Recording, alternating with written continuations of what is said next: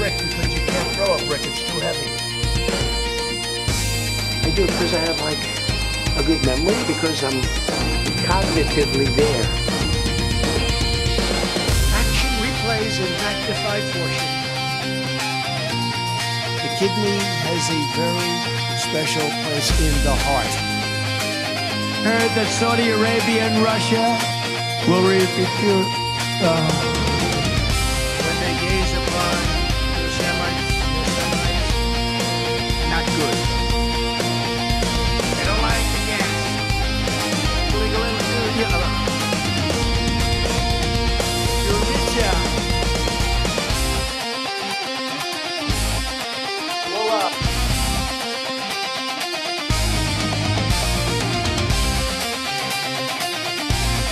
Corona means Italy.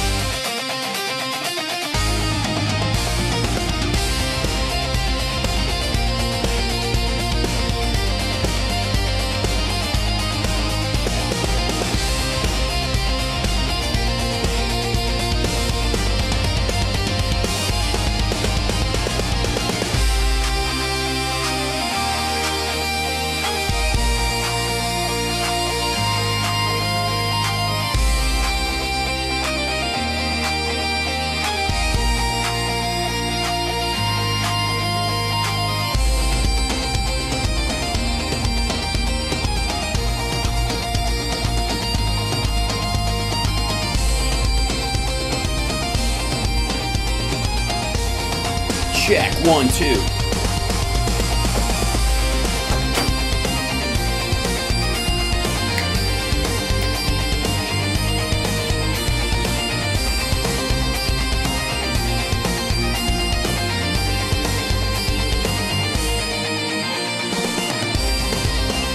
That's fun. Hi, chat room. Welcome to the show. I'm a little late because this is my ceiling fan, and the light for the ceiling fan, and then the fan itself. Luckily, the switches are off. Normally, I will drape them up like this, up out of the way. But I was doing some work on the desk and stuff, and it got hot in here. So I took off all my clothes. You don't need to know this. It's none of your goddamn business, okay? It's just how I work comfortably, especially when I'm around electricity and water. It's all right. These just simmer. All right. Hose yourself down and let's start the show. I replaced. Remember how the power was going out last week? Okay. It was largely due, to the fact that this is an overloaded system. And I'm basically, as you know, with this show, I've been building the race car on the track as the race has been going on all this time. And I finally broke down, and I got a ultra-wide monitor with Christmas money. Such a kid. But all my Christmas, I took my Christmas money, and I was like, all right, God damn it. I can have 3 monitors or I can have 1. And I have to believe that the power draw on 1 has got to be more, efficient than 3. So, so far, so good. We'll see. Because literally, I was getting audio feedback issues and stuff like that because I was so overtaxing the buses on my computer with all the monitors and shit I had running, and kind of like the old... Never mind. You don't need to know this. Why am I even... Because you're interested. You know what? I take it back. I always assume nobody cares as much as I do about the tech part of the show because I'm the only one who tinkers at it, and because Summer makes fun of me for it. So I assume that's how the rest of the world feels. Ha ha! That was good. So, no. But yes, one in terms of energy efficiency and all kinds of stuff, one better than many. E pluribus unum is our motto here in terms of the techages. And so one thing, I currently have 2 monitors running. I have this one, and I have one right here that's over here, that is where the clips will be. Because eye line wise, it's right there. Seems like a logical place to look for my eye line when we're sharing a video together. Yes? So I'm looking right there, right there. You want to draw the eye. You want to draw the eye. That's what you want to do. Okay. Anyways, I will replace one of the other monitors over here on this side because there are a lot of things I have to keep track of while the show is going on, and this might be the best way to do it. Now, the Mac does multiple desktops where you can just, if you open an application fully, you open it full screen, it creates a separate desktop that you could scroll sideways to.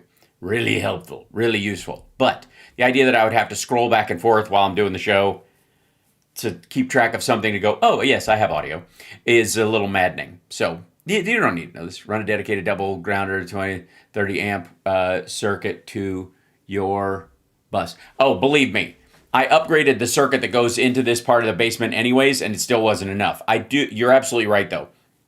I do need a separate breaker just for this room, and that would solve a lot of the problem. The issue, though, is how this house is wired, is that the electricity that goes through my office also goes out to the other room where the TV and the video game and the other stuff is, where if my kid is playing or people are watching some sort of sporting event where a non-spherical ball is thrown at someone who's about to get a head injury.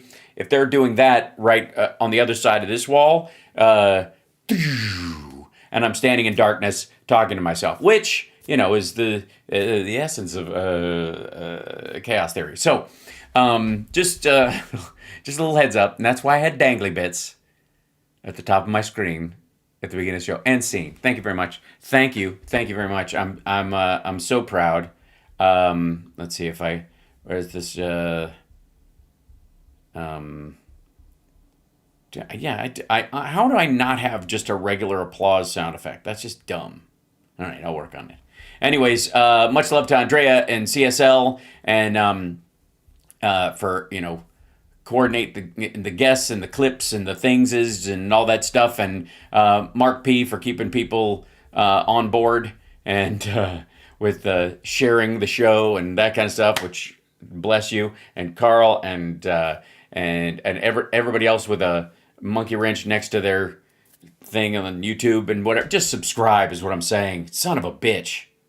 God damn it, if I was one of these other hacks, instead of my own personal version of a hack, thank you very much, I'd be selling something by now. I'd start that little rant. I'd really accomplished nothing with what I was talking about. And then I would go immediately to selling you, I don't know, gold, some way to scrub your browser history off the internet. What else? What's the other big one? Crypto, I suppose. With the AG1, is that the green powder? Right? Supplements? Yeah.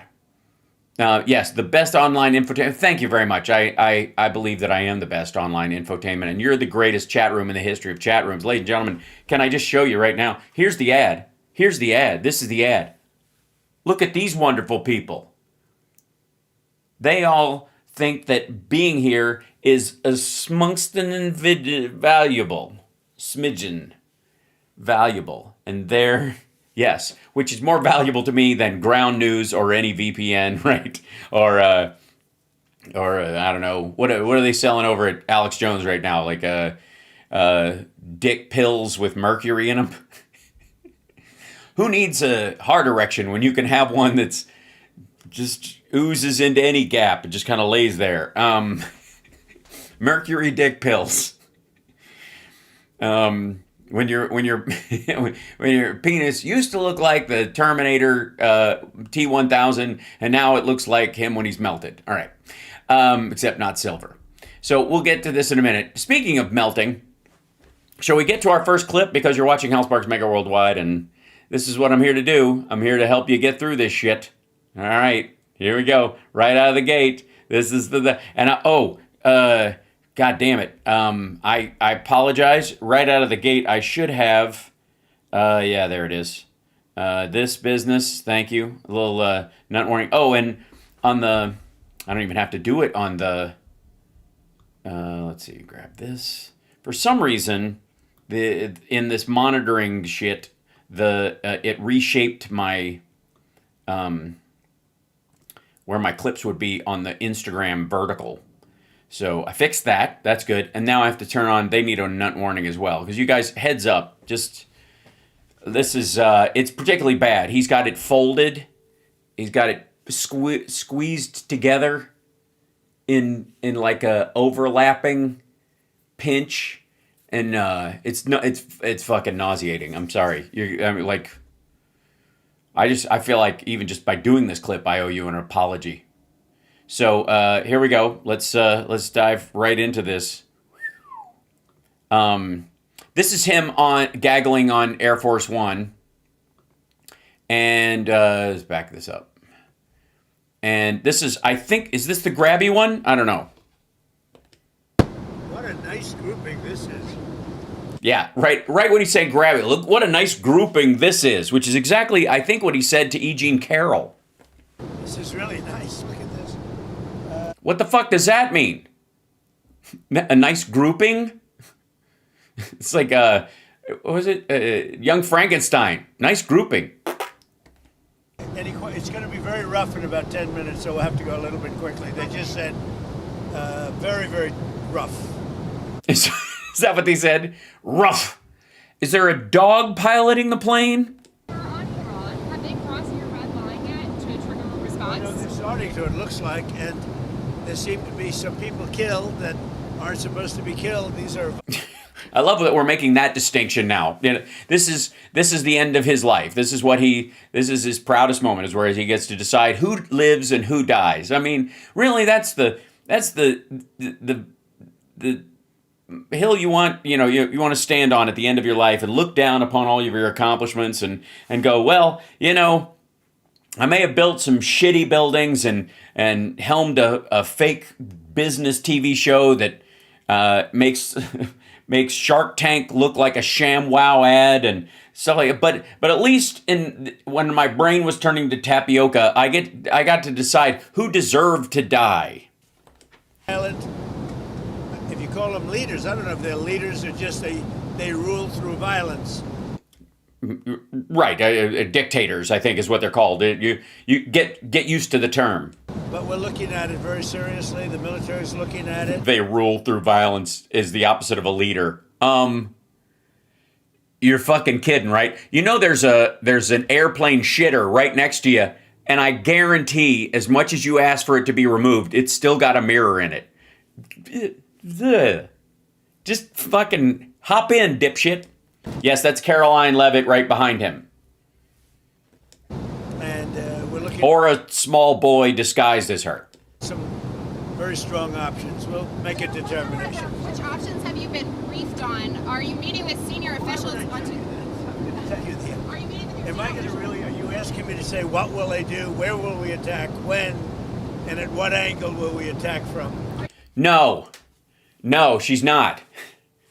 She's like, what options? Military, economic, partners, that kind of stuff. She's not asking for attack plans. If she wanted to know those things, she'd join Hegseth's signal group, you tit. You don't even know, like she would even trust you to be able to reiterate what the fuck happened. Have you go back and listen to your own description of what happened in Venezuela. Do you think anybody thinks you know what happened? If you have that little understanding after the fucking thing happened, imagine what kind of garbled horse shit comes out of your cranium beforehand. I'm with the U.S. White House TV pool. I'm wondering, are you being briefed on options? I'm with CNN, sir. Why don't you just say I'm with CNN?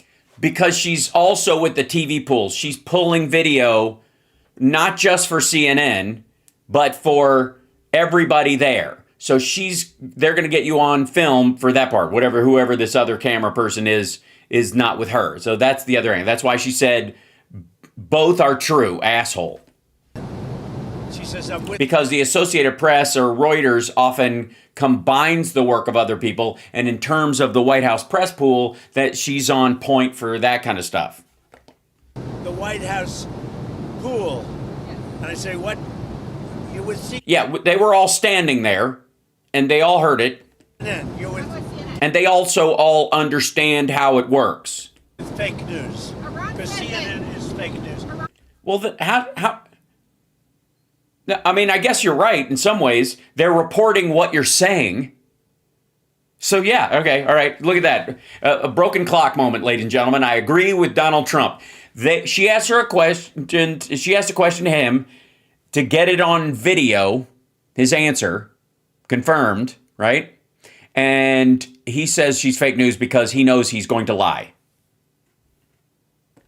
Go ahead, give me a question. Can I ask how you're balancing and how you're deciding your response, the balance between helping protesters versus hindering them? Because I imagine that's a delicate balance to strike.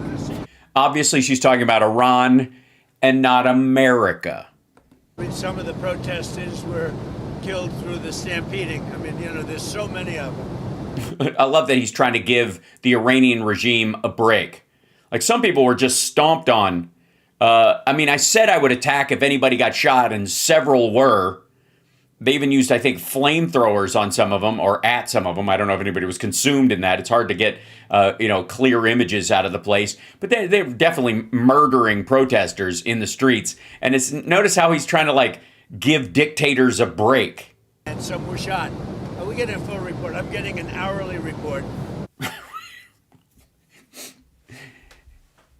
Then you must have just gotten one within the last hour? When's the next one? If you're getting hourly reports, what was the most recent one? If you're getting hourly reports, what are you waiting for, a body count that gives you a boner, you dum-dum? And we're going to make a determination. Who's we? For real, who's we? You and Stephen Miller? You and Pete Hegseth? You and Pam Bondi? You and Steve Bannon? No, I'm kidding. You and Lindsey Graham. Sir, the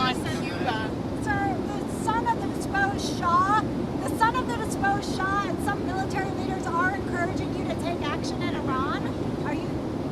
Is that a serious option? And People have been shot, and we're looking at it. Yeah, please. She said the son of the deposed Shah is asking you to take, intervene.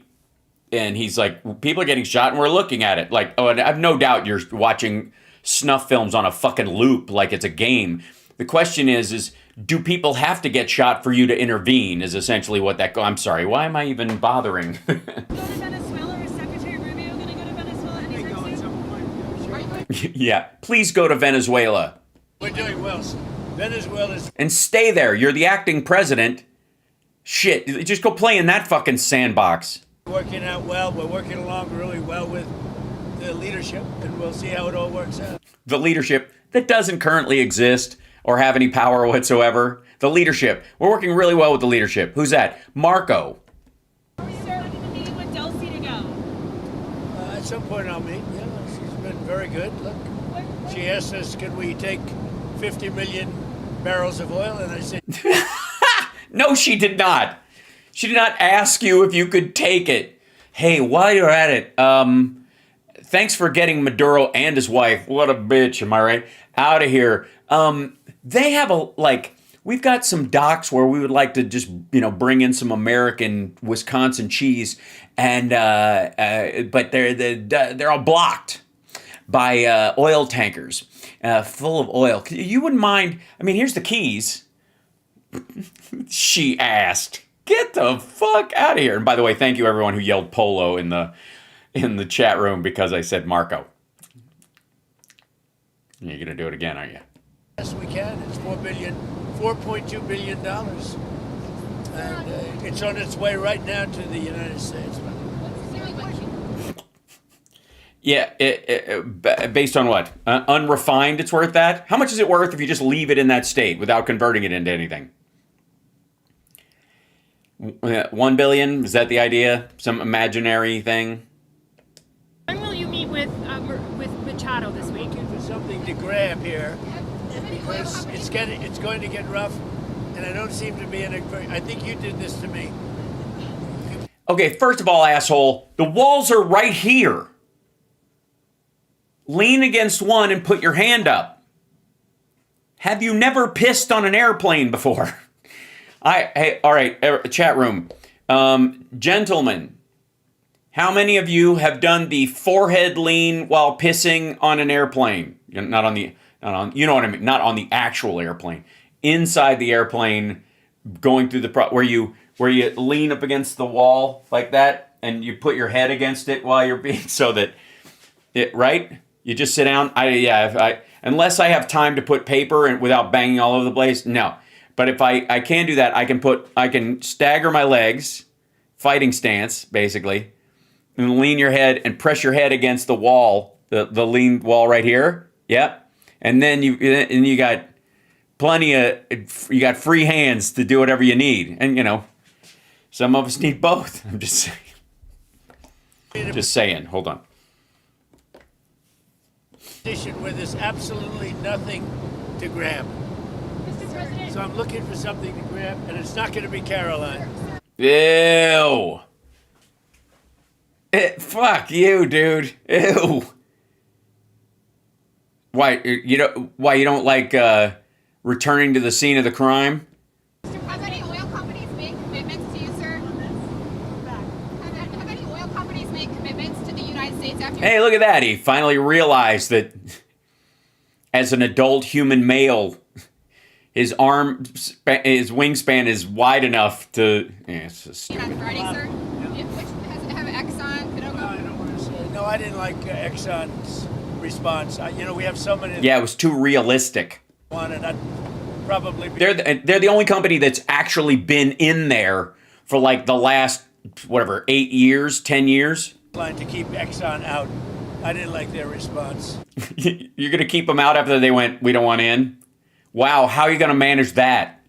They're playing too cute. What backstops or guarantees have you told the oil companies that you're willing to provide? Guarantees that they're going to be safe, that there's going to be no problem, and there won't be. There's not Yeah, just like last time. Oh, and the time before that. going to be a problem. They had problems in the past because they didn't have Trump as a president.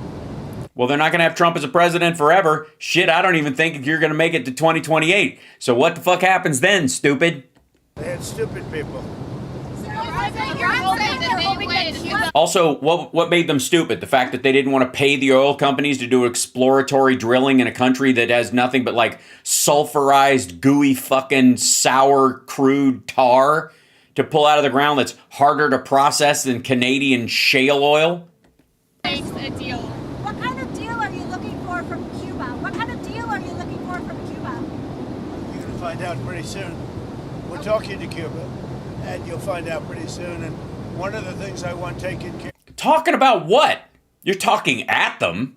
of, and one of the groups I want taken care of are the people that came from Cuba that were forced out or left under duress, and they're great citizens of the United States right now. All right. You have a lot of people. Right now. Did you notice that part? Does that stick out to anybody? And they're great citizens of the United States right now. Right now they are. And again, this is not like caring about the Cuban people. This is about getting the Cubans out of Florida.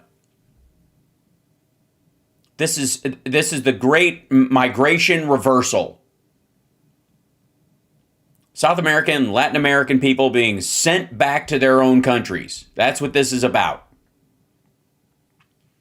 And Cubans are not going to get a pass because of how, comfortable they've gotten in Florida, or how they believe there's an overlap between the Cubano community and the food there. And sorry, that shit can dry up real goddamn fast. And that's the goal. You have a lot of people forced out of Cuba unfairly, so we're going to... So we want to send them back. That's what he means. People need to stop fucking around with this. He wants them out of Florida so he can buy up their property. Like if they have to leave, or if they go back to Cuba, and then you can effectively end their citizenship because it was based on the inability to go home. You can effectively erase everybody's like 3 or 4 generations of Cubans. take care of, most importantly right now, Cuban Americans specifically. we're going to take care of the people that came from Cuba that are American citizens or in our country. Are you going Do to you send... plan to seize any oil tankers that Or in our country. Is this clear, chat room? Is this as clear to you guys as it is to me? This motherfucker That is incredibly obvious. The people who are in our country that are, that are citizens right now.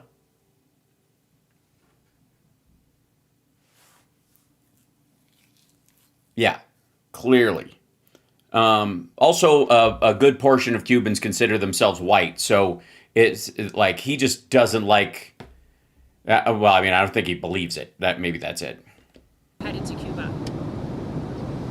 Well, we have a lot of oil people really interested. You saw that the other day, and that was just a small group because the room in the White House, we need the ballroom actually.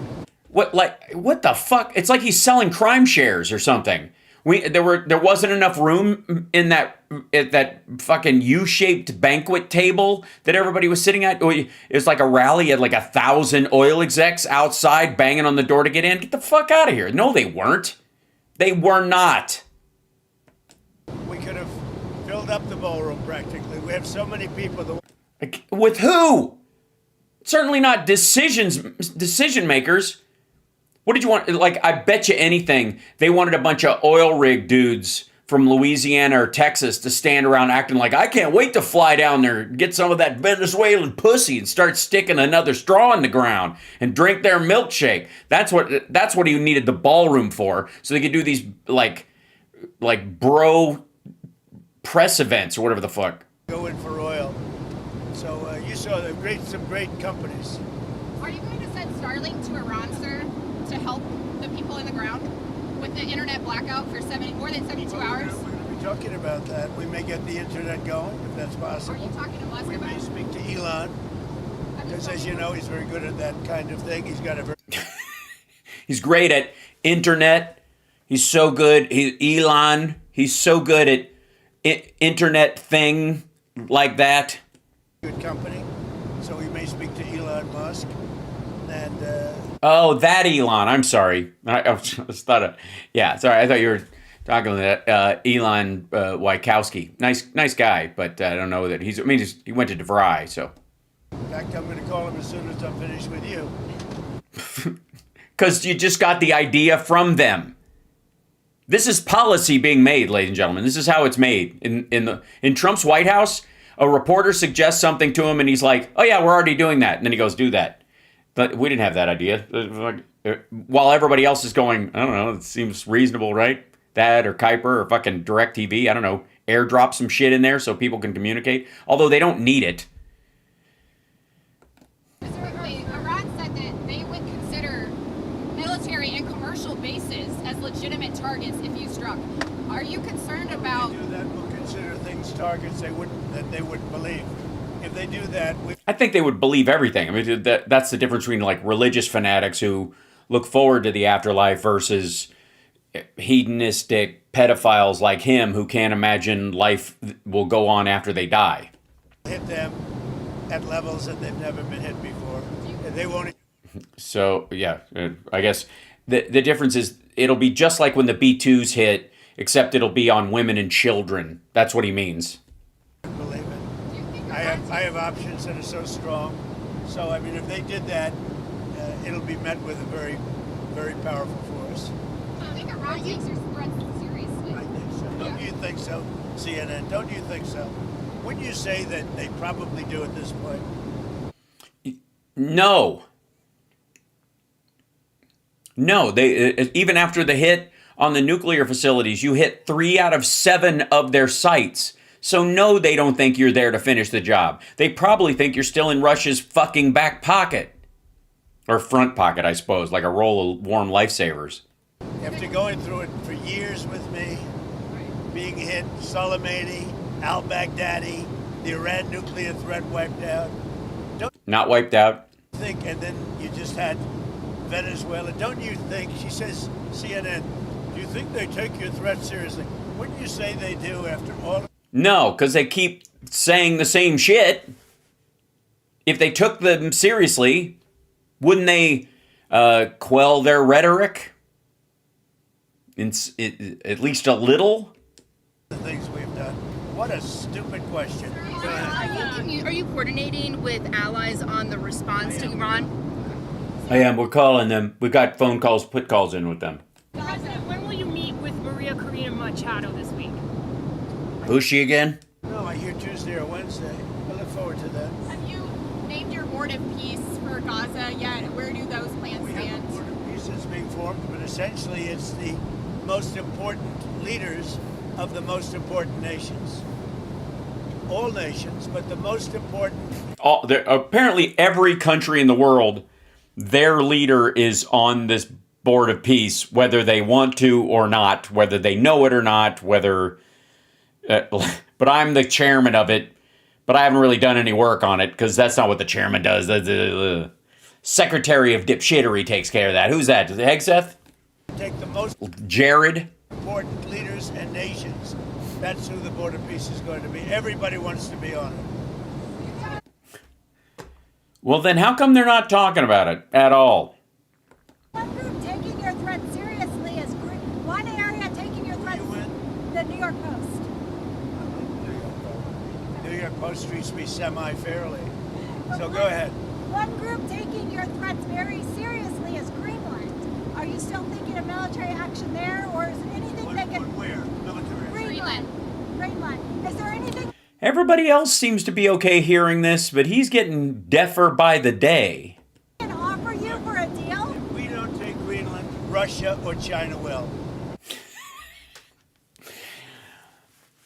You don't understand. We have to extrajudicially invade a NATO country before two other countries that know that Article 5 would be triggered if they did do it. How about no, you fat, flatulent bastard? I'm not letting that happen. Well, it's not happening. What are you stopping it with? Your psychic powers right now? We don't take Greenland, Russia or China will take Greenland. And I am not going to let that happen. Is there any deal they can? Like, this is, it's the reasoning gets dumber all the time. For you, either like. Yeah, sure. I'd love to make a deal with them. It's easier. But one way or the other, we're going to have Greenland. Are you okay if that compromises NATO? If NATO effectively ceases to exist? I'm doing a great job. I'm the one that saved NATO. I'm the one that got them to pay 5% of GDP. Wait a minute. It was 2%. Yeah, by dropping out effectively. By making it so that they had to fill the gap. They agreed to this because under you, we weren't going to be supporting Ukraine. They stepped up for their own protection and for the protection of Eastern Europe. It's not a good thing that they can't rely on us. And they didn't pay. Now they're paying 5%. I'm the one that saved NATO. You wouldn't have NATO if I weren't president. Would you pull the Damn it. US out of NATO? Would you consider doing that? Well, maybe NATO would be upset if I did it. Maybe NATO would save a lot of money. But I like NATO. You know, I just wonder whether or not if we needed NATO, would they be there for us? I'm not sure they would. You know, we spent a lot of money on NATO. Yeah, remember, I don't know, fucking Iraq after 9/11? And I'm not sure they would. Or Afghanistan specifically. Now, what's happened is, as you know, Sleepy Joe Biden gave $350 billion to Ukraine. No, he gave it to the Midwest. He gave it to red states that make all the artillery shells and drones and javelins, and they gave that stuff over there, and so it goosed the economy here. As if we were at war, but we aren't. And a lot of it's Lend-Lease. And got nothing for it. I got rare earth back. I got, I think, value back. You extorted them. Far greater than that, and that's what he should have done. Now, Also, by the way, until the war is over, we can't exploit the rare earth minerals there anyways. And if Russia lays claim to that land and Ukraine has it, the idea that they're not going to continue to bomb it, even though there are American personnel there, and try to blame it in a false flag on the Ukrainians or some kind of shit is just absurd. So I don't know how many business. Ask Exxon if they want to move in there right after they told you to fuck off about Venezuela. But you do realize that if this war doesn't end in the next 2 years, or in the next year specifically, the rare earths that they have are going to become less and less important because we're already speeding past the need for those in our electronics. That's the next stage of advancement, is moving beyond needing rare earths to do this shit. at what's going on with respect to NATO. We have a very good relationship. 5% GDP, and they pay us. We send them military equipment. By the way, as a rubber band after the fucking shutdown happened. During the shutdown, it was lower than that, and then in the previous quarters, it was lower than that by like 2/3. So it snapped back to make it look like it, but it wasn't. That's not a consistent figure. That's because all of it stacked because of the overlap from one quarter to the next. And they pay us back the full cost of the equipment. The war is, we make money with the war, but I don't even want to talk about that. Because that's really why you're supporting Ukraine right now, and the rest of us kind of don't give a fuck about your inhuman reasoning because it helps Ukraine ultimately, but it pisses maggots off. So that's the other thing. I want to save the lives. They're Russian and Ukrainian lives. I want to save the... Notice he always starts with Russian. I mean, what, the invading army. He sides with the invading force first, every time. There's a lot of Russian and then eventually gets to Ukrainian soldiers. A lot of Russians are getting killed. A lot of Russians are getting killed right now. So this never had to happen. These Russians never had to happen. Never had to die. There's all these Eastern European atheistic, former commie white people that are killing all these closely, aligned with Europe white people. That's the only reason I'm doing it. This is Biden's war. Should have never happened. Would have never happened if I were president. Right, because it would have been a fucking wipeout. NATO wouldn't have been able to get on its feet, and Trump would have dragged his feet over here. So they would have been caught empty-handed. They would have run out of arms in a very short period of time. It wouldn't have been a war. It'd been a month of fighting, and then the fucking Russians would have taken the whole goddamn country. It's a war right now because Ukraine has a chance to fight back. If Trump had been in office, it had been a rape. Biden's war, it's not Trump's war. All I can do is stop it. And I think what... No, you can't. ...making progress toward stopping it. You're not making progress towards stopping it. You're absolutely fucking not. Well, here, you want proof? You want proof? Let's take a look at the fucking progress, shall we? Give me 1 second. I need to look up a piece of video. Let's see. Where is it? This is in here. Go to this channel, and it's blah blah blah blah blah blah. Here blah blah blah blah. Yeah, let me just get this motherfucker. Okay, here you go. I'll skip ahead to the point. Let's see.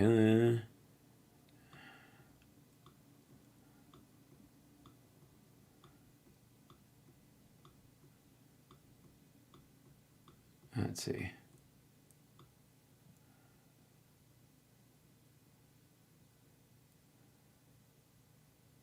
Let's see. Okay.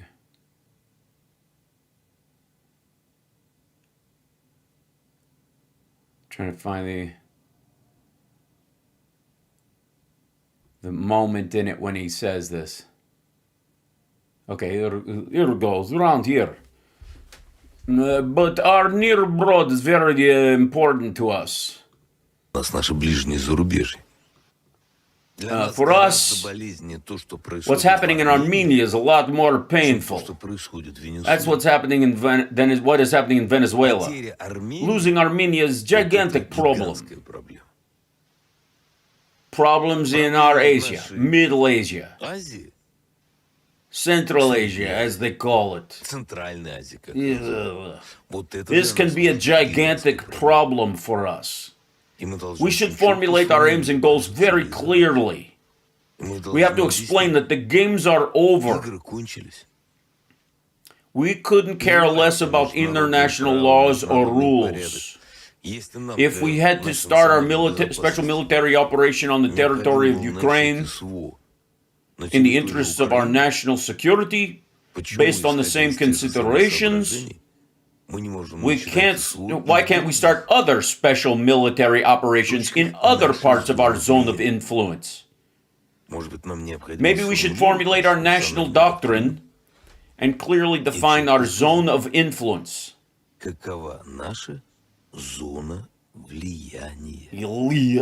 Everything will become clear. He's talking about more Ukraine wars everywhere. under Trump. We should stop casting pearls before swine. I think that's negotiating with Trump. We could spit at what Europe thinks. We should stop pitying Ukrainians. Let's fight the way science demands. Let's build our economy the way science demands, a wartime economy. Why are we allowing total mayhem in our economy? Absolutely. Why do we refuse to focus on solving our main issues? First, high growth rates. Localization of our production. Of what? A realization that in the near future, we won't have oil revenue. Oops. Let's not behave like ostriches. We have to build a different kind of economy. While we have time for this. Yeah, so they have time for it during the fucking war to, like, rearrange the function of their entire economy away from making war on other countries to what? Russian fucking toasters? Russian phones? What? Military drones? This war is for a long time. Just like Trump says to Putin he loves. In our foreign affairs, we have to secure our outer perimeters. This is not borders, the outer perimeters. That means Ukraine. That means Georgia. That means the Baltics. Shit, that probably means half of Finland from this motherfucker. We should say, we could spit on what you think. Мы должны сказать, нам плевать на то, что вы себе. We are the hawk tour girl of murderous regimes. We simply couldn't care less. Have you seen what we smell like? Huh? Huh? Do you think we care at all? Get with. Huh? If you happen to be in an area... We define as a sphere of our vital interests. You can have any kind of government, except it can't be anti-Russian. We won't put up with any anti-Russian government, which means that they won't put up with any governments that won't be sock puppets for them. If we have to, we will devote all efforts to this. Yeah, you're going to give up on the Ukraine war and stomp around fucking Georgia and go, you guys better like us. As for specialists who could pull off an operation like the one with Maduro, we do have them. Don't forget that Trump, Mar-a-Lago is fucking dump. We know how the sewers work. He has a sip of vodka in an espresso cup. Oh, wait. So I skipped the part where he said we should just murder. Let's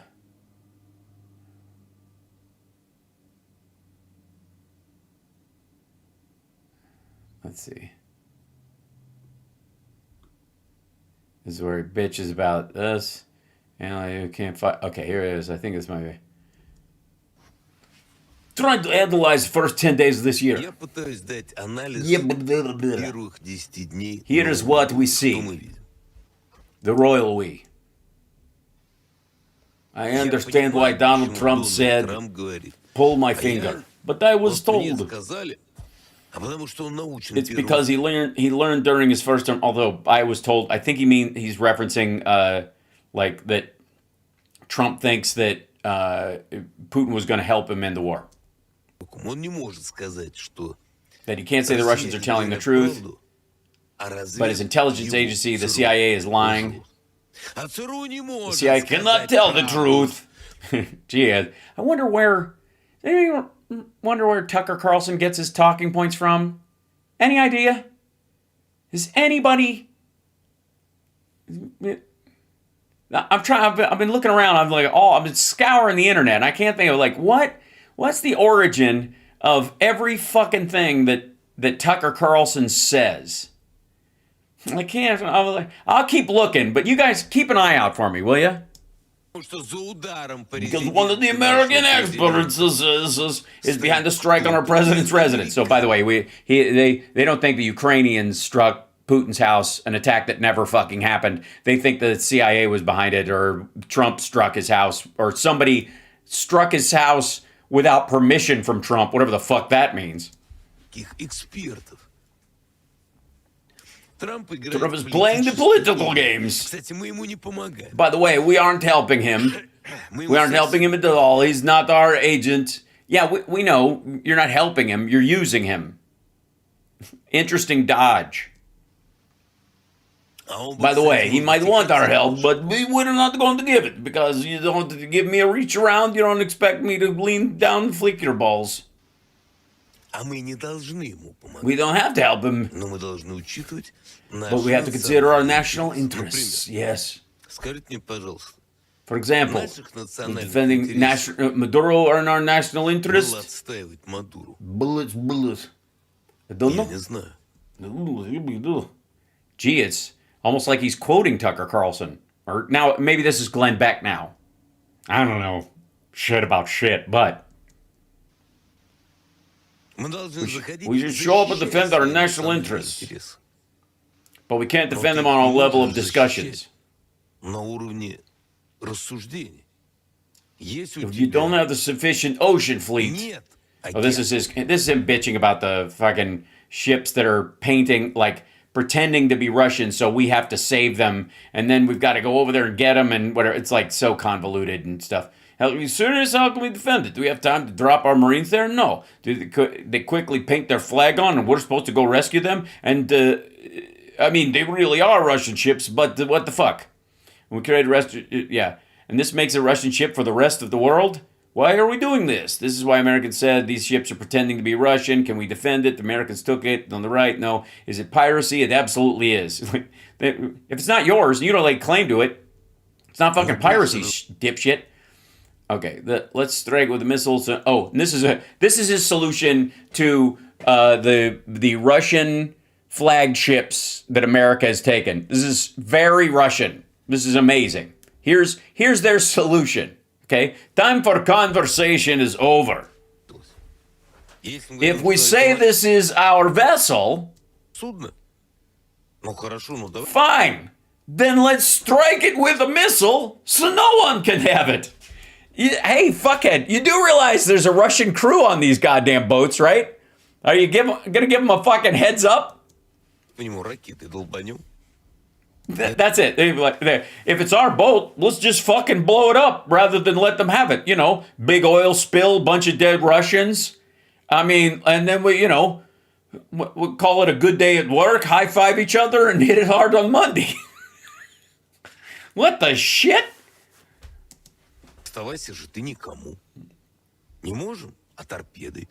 No? No missile? How about a torpedo? We can't do that either? Yeah, if there's an American ship close to it, probably don't want to fire a fucking torpedo at it lest the thing go astray. We can only offer statements. Why can't we sink the thing with our own people on it? I'm sorry, I have to take a break momentarily, chat room, just because I'm not used to seeing that much humanity and empathy in one solid dose. It was just too heavy a dose for me to take. I think I might be ODing on, magnanimity and love for our fellow man. We were upset, we were suffering, that's fine. It's Russia. There was so much screaming on the internet. Ugh. What's the Russian word for ugh? With Maduro. They got Maduro. Did he not want them to get him? Oh, maybe you're saying he shouldn't have worn that skirt? You shouldn't have worn that dress. You shouldn't. I am striking on my own damn ship. I'm striking on my own damn ship. We could have gotten Maduro too. All right. Maybe he took it and he liked. How about us? Are we responsible for them? А мы? By the way, this is Trump's buddies. This is for those of you who don't know. Solovyev it's called Vladimir Solovyev. Solovyev Live.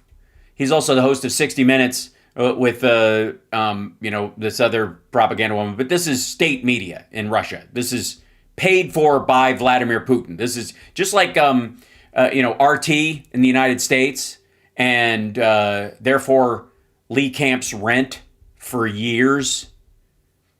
Yeah. В чем ответственность за них? And Tenet Media, Benny Johnson, Tim Pool, same money. Нет, но если тебе говорят, ты несешь Well, if you are being told you will be не responsible, вопрос. then there's no issue with Ну it. тогда дайте You have полномочия. you have to be given authority. We will cover your contours. Так же, как было с Same thing that happened with Assad. Yeah, he's doing great.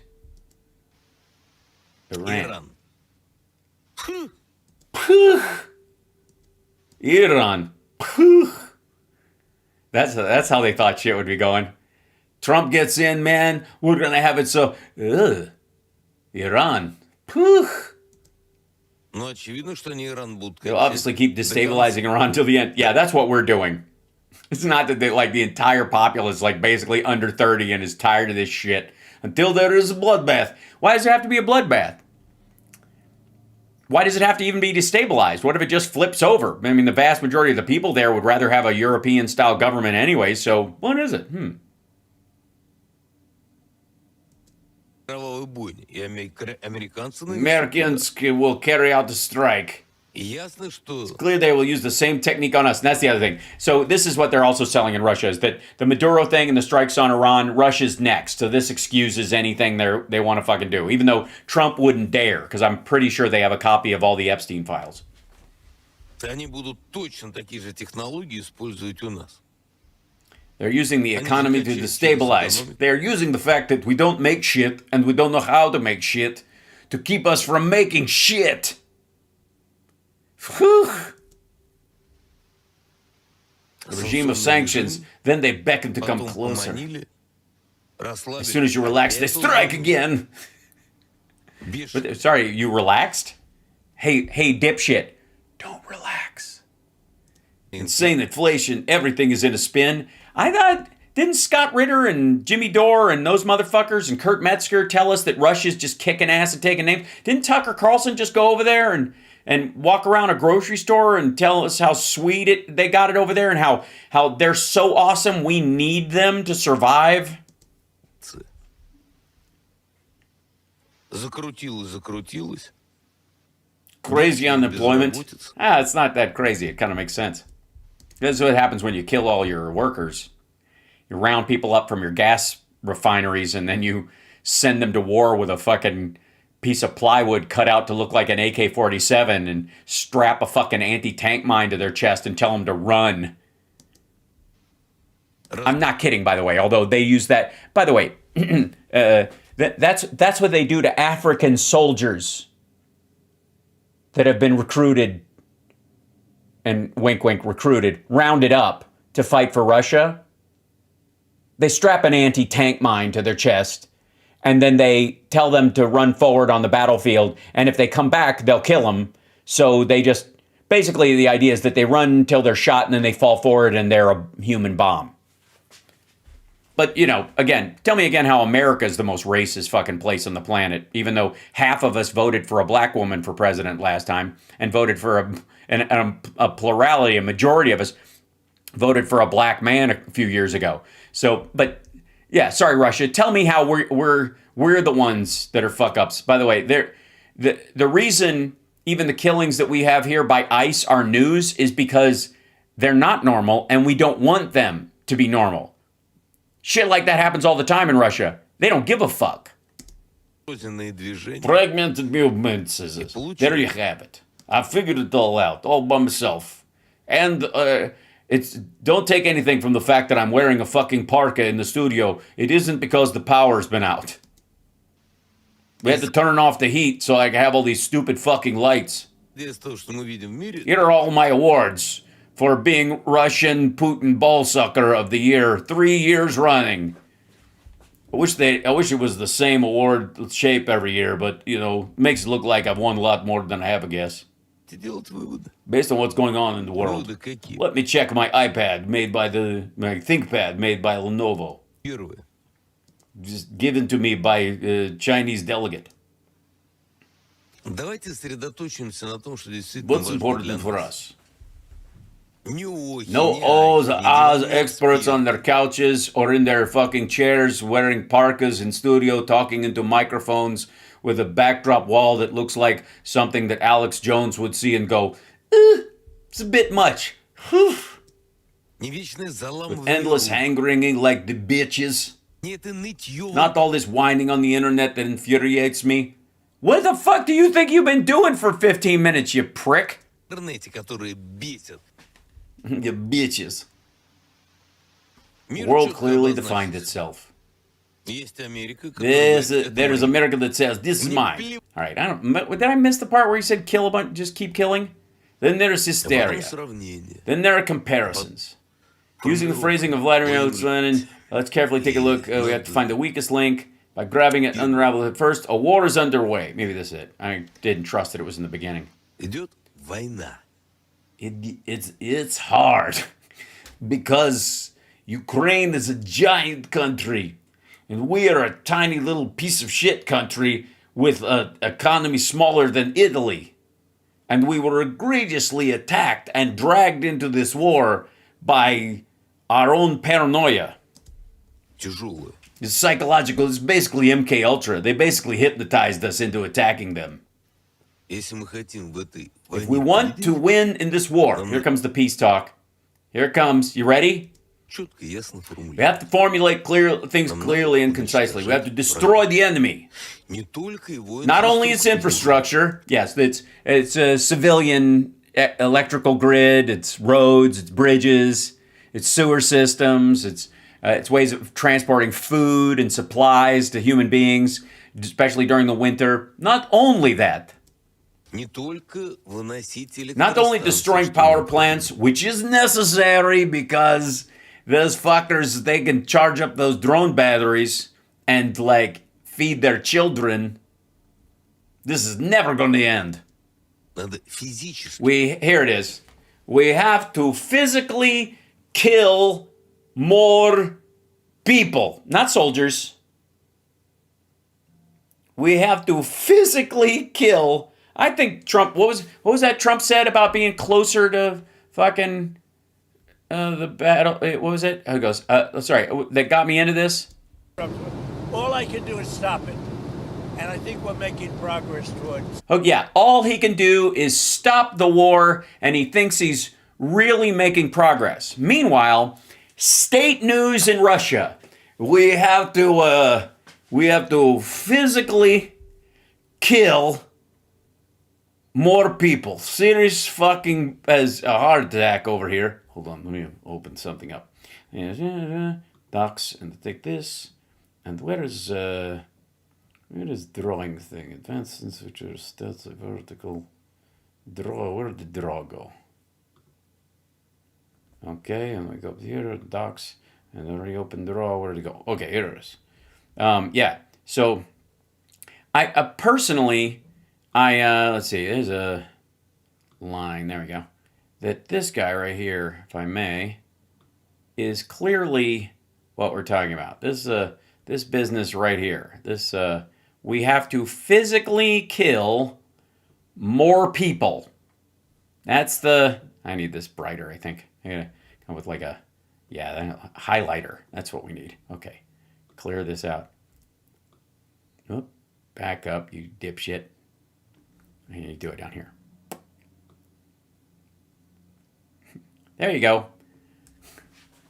We have to physically kill more people. Nothing says ready for peace like we have to physically kill more people.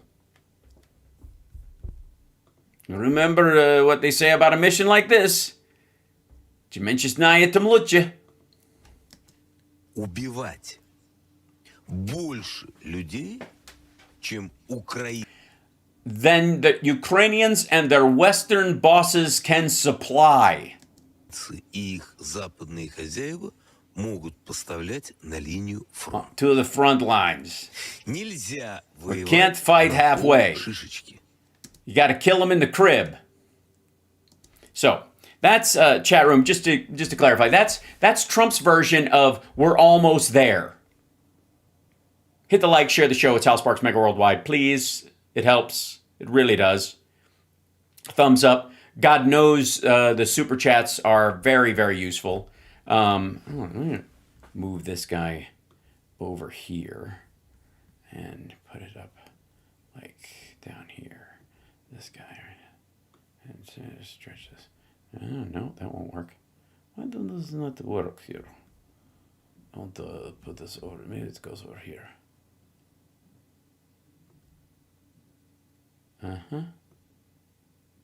Maybe not. Okay. Just got to break it out. Sorry. A little drawing window is just too small to be useful. Okay. Excellent. So thank you guys. Thank you for the thumbs up. That's yeah. Who's your pal? Come on now. Unalive sounds too nice. You're gonna, yeah. They're murdering people, and Trump wants. I mean, that's the example of, that's his ideal version of himself. Now, can we jump in real quick? And I want to show you something. What the fuck? Where'd you go? There it is. Okay, I guess if I click on there, it'll stay. I'm gonna take this guy right here. Take this, and I'm gonna drag it up. That's what I should do. Okay. Now we're gonna drop into PDB to talk about a piece of news that's coming out of Venezuela that's made the rounds. I saw it on We On News. World is One, and Caroline Leavitt re-truthed or re-shitted the actual statement that these guys are referring to. So insofar as we know, this has got the official stamp from the White House about Trump having them use sonic weapons, or the Havana Syndrome weapons, basically, that we have access to, or we created, or whatever, in Venezuela. And this is allegedly from the point of view of a security guard who was working at Maduro's compound. And I don't see what everybody's sorry for Nina for, but I hope she's okay, and much love. Yeah, re-truth is so dumb, right? Anyway, so let's check that out. The title of this is Mass Bleeding and Vomiting. Trump's sonic weapon rocks Venezuela during Maduro capture. It fucking rocks, bro. U.S. used sonic weapon on Venezuelan troops. Reports shared by Leavitt claims. By the way, this is not like a... Caroline Leavitt retweeted this, Rob. I don't know if you have it or not. So it has to be true.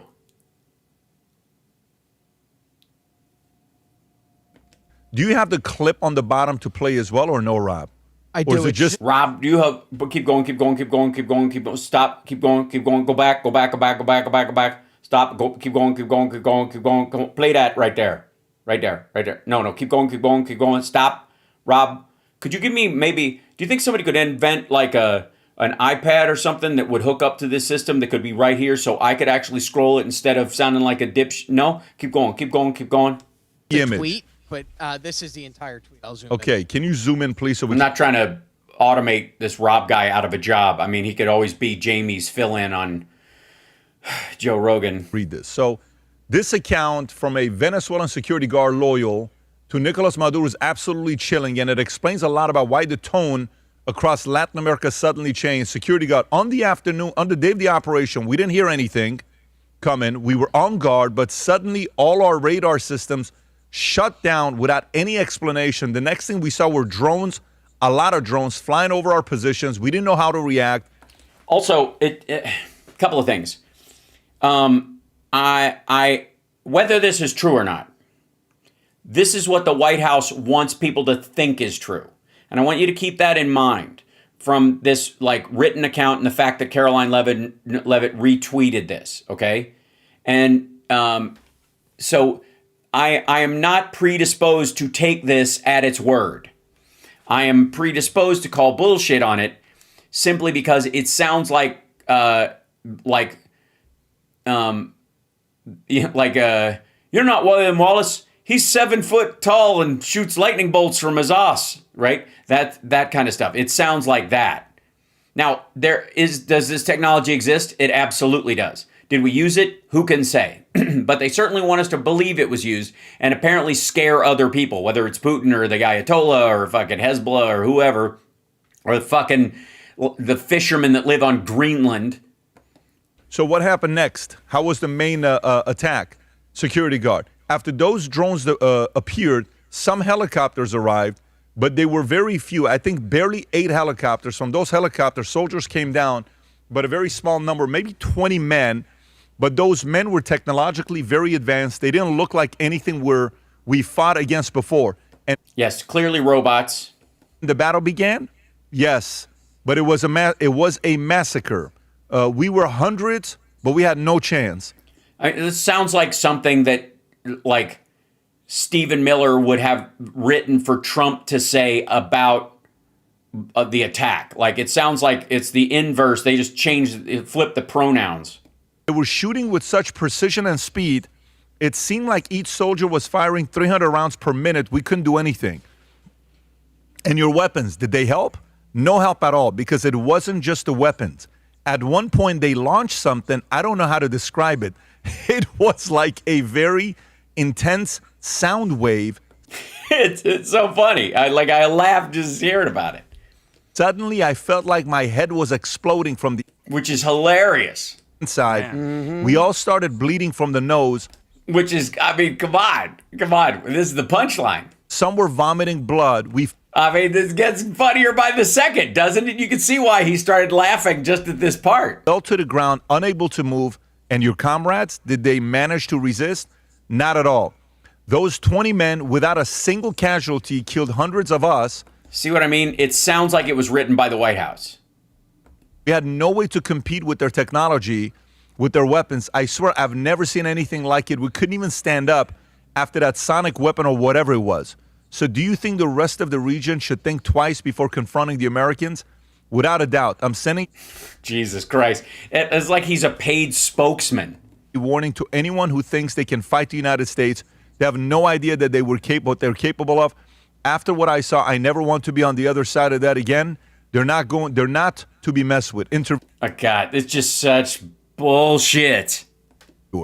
And now that Trump has said Mexico is on the list, do you think this situation will change in Latin America?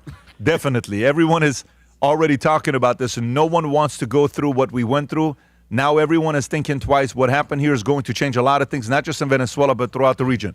So who retweeted this, Rob? Caroline Levitt.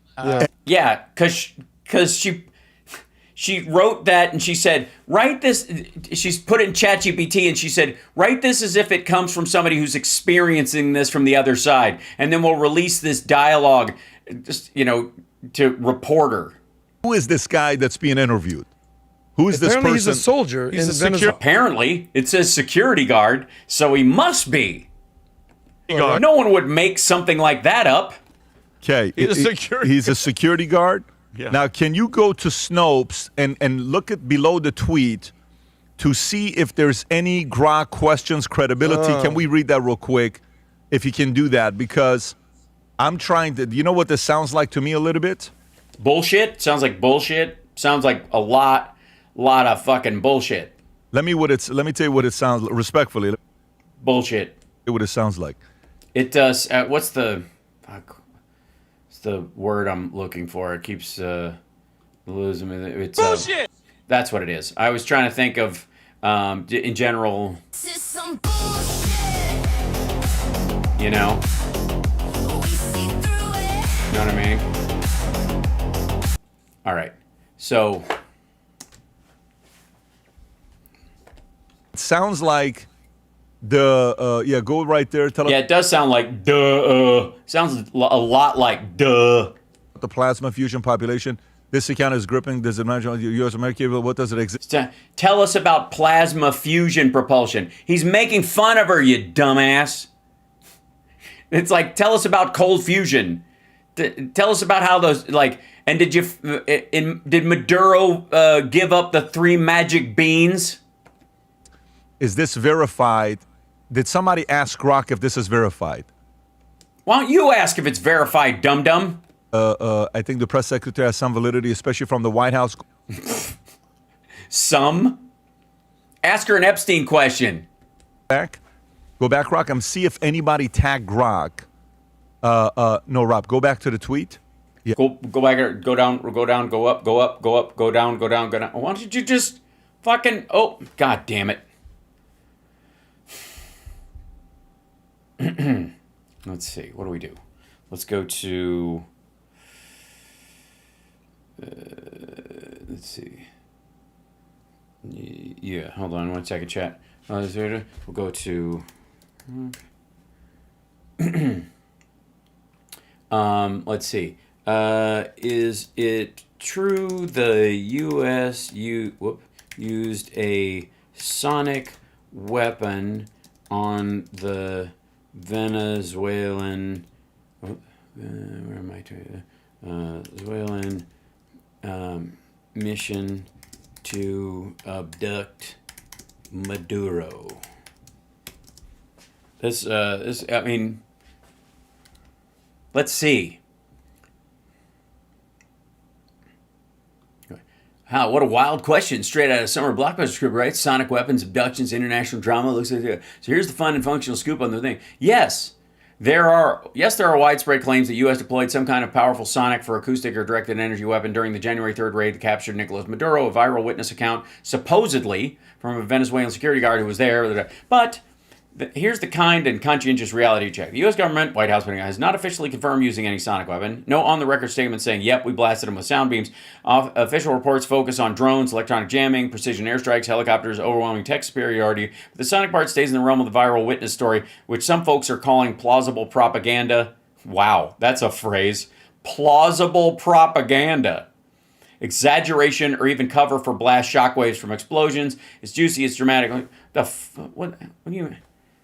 What do you mean plausible propaganda? I guess it's something to boast about. Great hitch. Let's see. Why it's let me break down fun style with switch. Okay, the U.S. does have non-lethal acoustic tech in the arsenal. Think the old active denial system, that microwave-like beam that makes your skin feel like it's on fire, forcing people to run away. Fox's Peter Ducey even pulled up 2013 footage of himself getting zapped by something similar in a demo. So the idea of directed energy weapons sounds messed up, not totally sci-fi. The raid sounds insanely one-sided. 20-ish Delta operators versus hundreds of guards, 0 U.S. deaths. Maduro snatched like a takeout order. Adding a sonic boom of doom makes it feel even more like an action movie, but hey, it spread like wildfire. Conscientious reality check. Critics, including some sharp outlets like Jezebel and analysts in India elsewhere, are calling it straight up clumsy propaganda. It boosts morale for the pro-op crowd. America's unstoppable, don't mess with us. It sends a not so subtle message to Latin America and beyond. This is what happens when you cross us. The symptoms sound exaggerated, like comic book level, and some experts say nosebleeds, vomiting could just be from regular blast, shockwaves, panic, getting shot at near explosions. Caroline Levitt amplified it big time, saying, stop what you are doing and read this. Plus flag emojis. She never said this is 100% true, just gave it the official retweet glow up. Right. So how fucking hard is that? You spam-headed motherfucker. See if anybody tagged Grok to respond to it. I don't even use Grok, and I was able to do it in like 2 goddamn seconds. And the reason why I'm asking this, because this sounds like it sounds like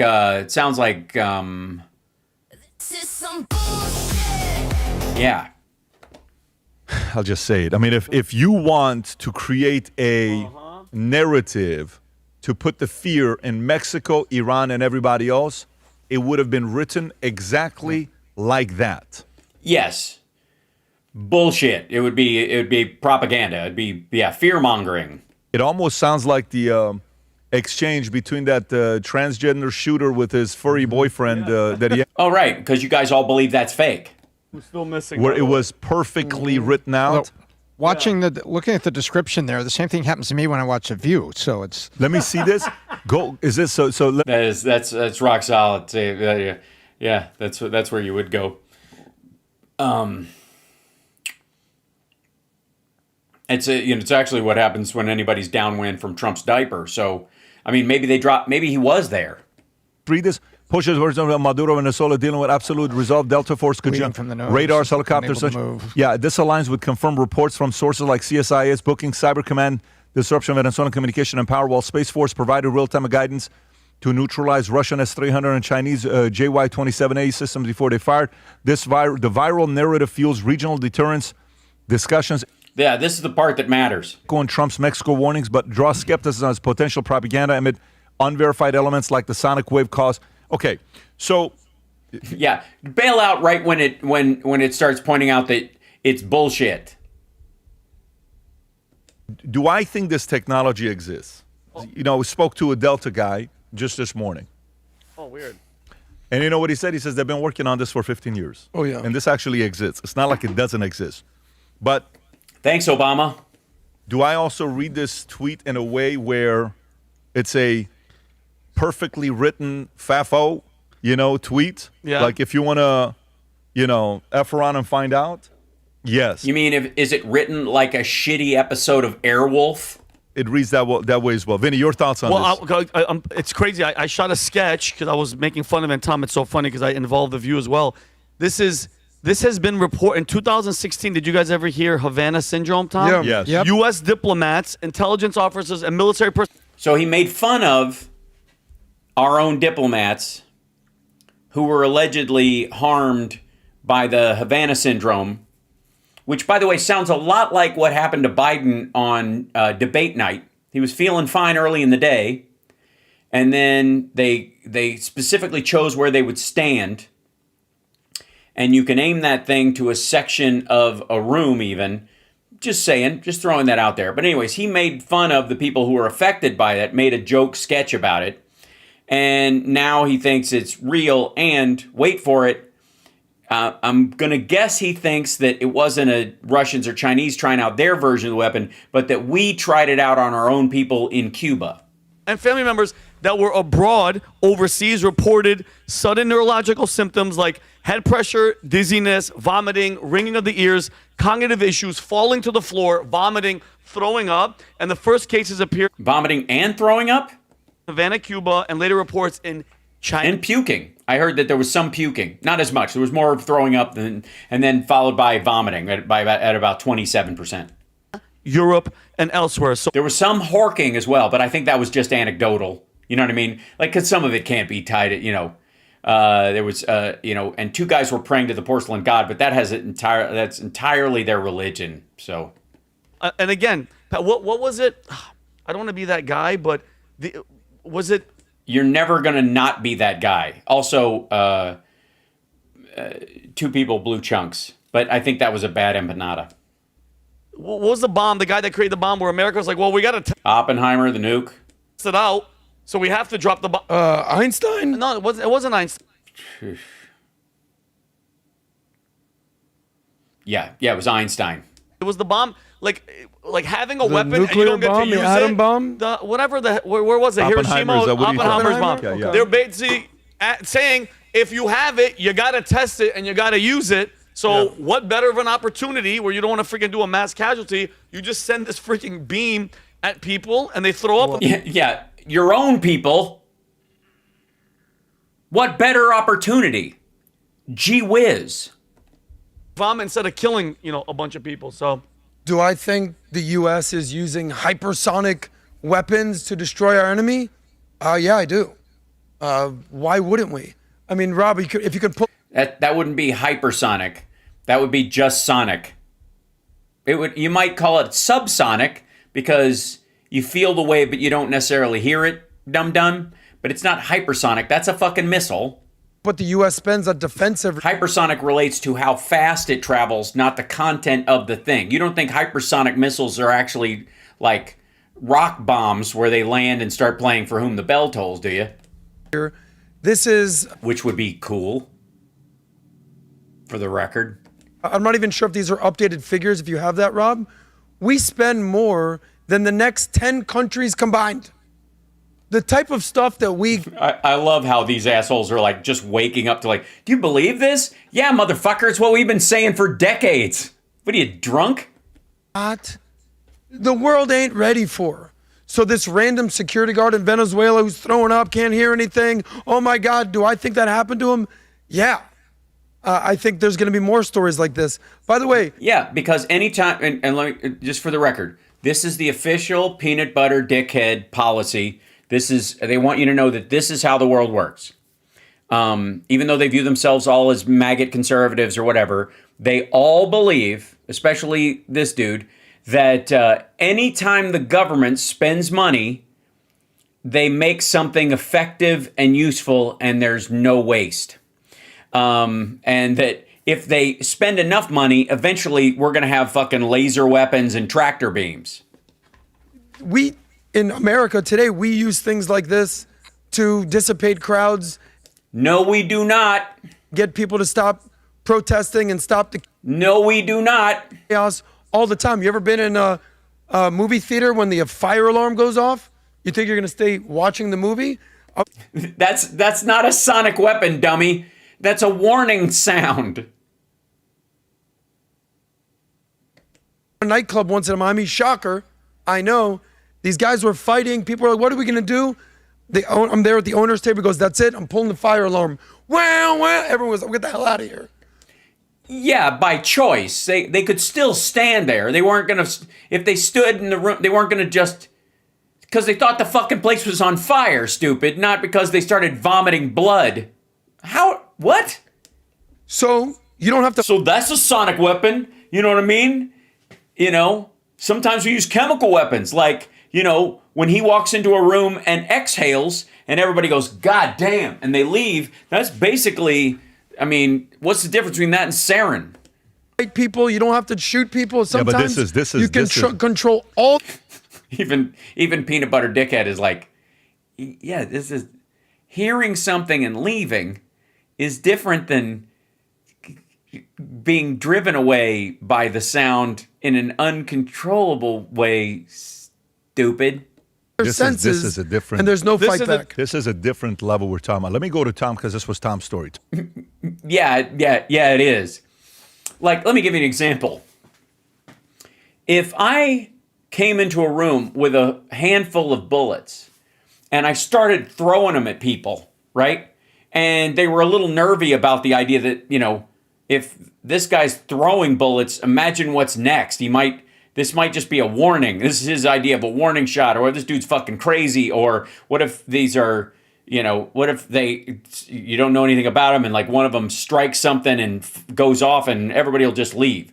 Versus walking in and shooting everyone. There's a huge difference between the thing that can take your life and the thing you might want to avoid. Your thoughts? So I'll tell you what interesting. Ugh, this dude's fucking TV preacher outfits are just getting out of hand. Seriously, dude, is he dressing intentionally like, please FBI, look at my hard drive? About this, I believe this. And I believe this very, very, because the way to judge U.S. readiness is to read about the leaks and the information you can. That's not a leak, stupid. On Chinese and Russian systems. And you can turn to Janes. Janes is like the Bible on this. Stuff gets leaked out all the time. China has been selling anti-stealth system called the JY-27. JY-27A, I believe it's called, if you look it up. And China has been selling that to everybody.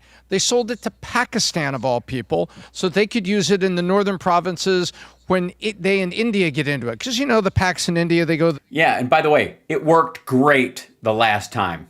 North corner, and they get into it now and then. And says, you want to dance, Oh, mother? yeah. Yeah, I'll dance. And they go out there. Guess what? It was the JY-27A that was being used in Venezuela all the way through it. And they have told the world that it's an anti-stealth radar system. Well, why was it that no SAMs were fired? We didn't lose any aircraft, SAMs, surface-to-air missiles. Yes. And that's the ones that are crazy. Oh, there it is, Pat. There's the description here.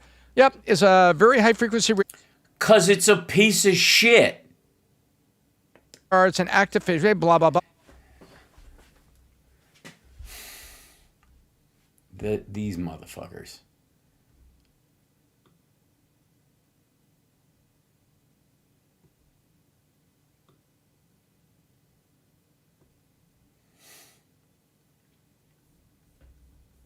I hate them.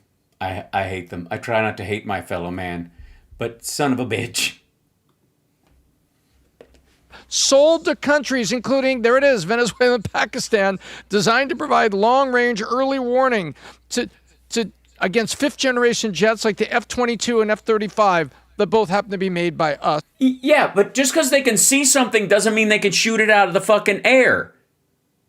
They might have tried to fire a missile at something, and they missed because they bought a shitty missile system from Russia or China.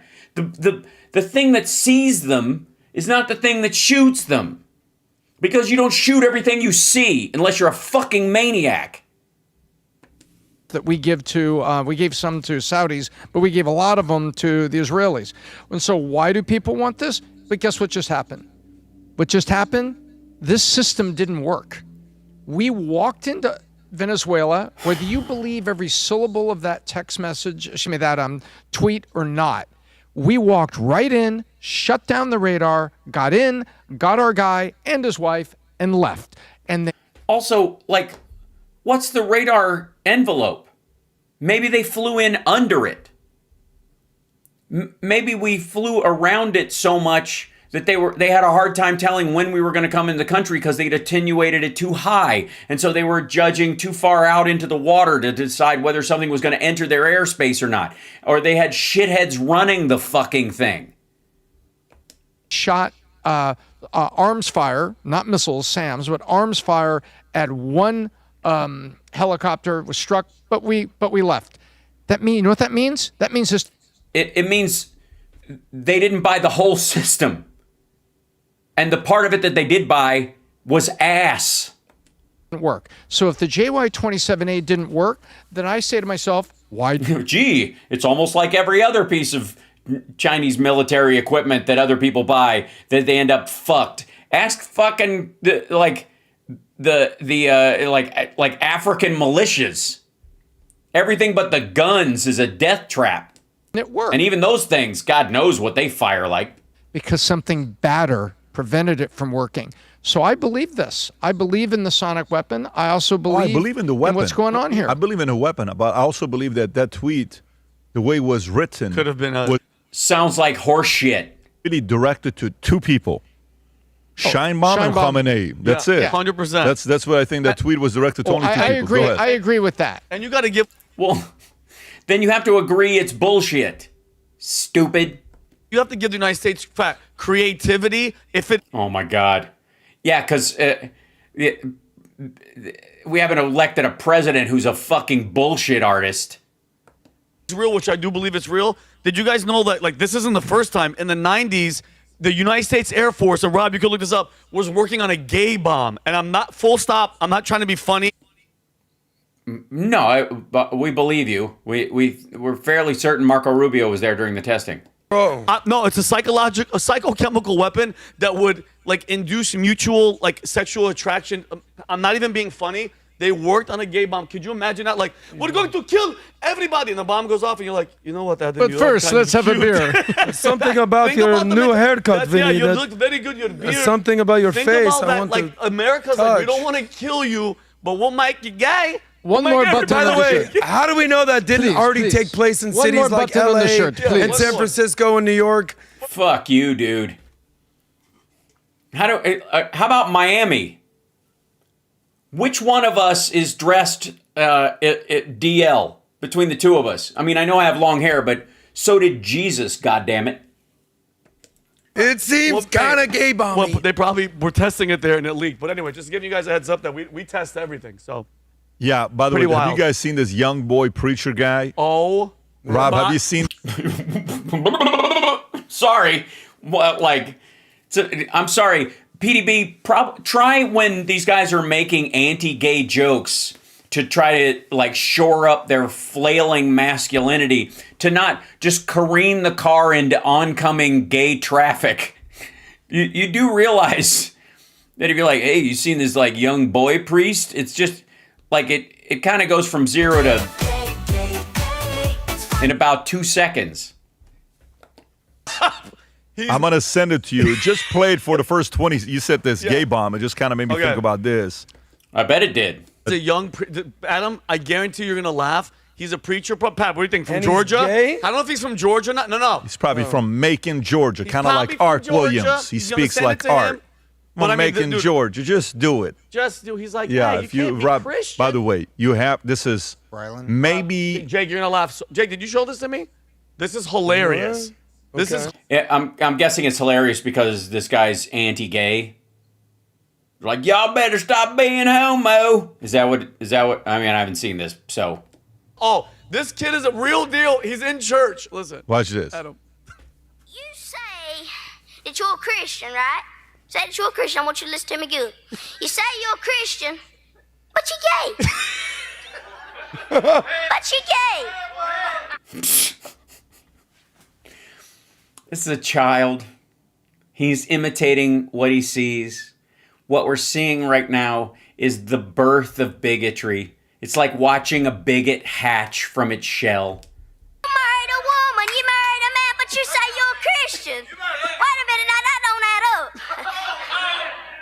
I mean, go read Leviticus 18 and 22 and see what it. Hey, motherfucker. Read the New Testament. You call yourself a Christian? Because the Old Testament ain't the Christian Bible. It's a history book. The New Covenant says, love thy enemies, turn the other cheek. Treat others as you would want to be treated. And judge not lest ye be judged. Let he who is without sin cast the first stone. That's what Christians are supposed to believe. And that's where y'all fucked up, little one. Yes. Go read Romans 1, 26 through 27 and see what it says. Be careful who you let in the chamber of your marriage.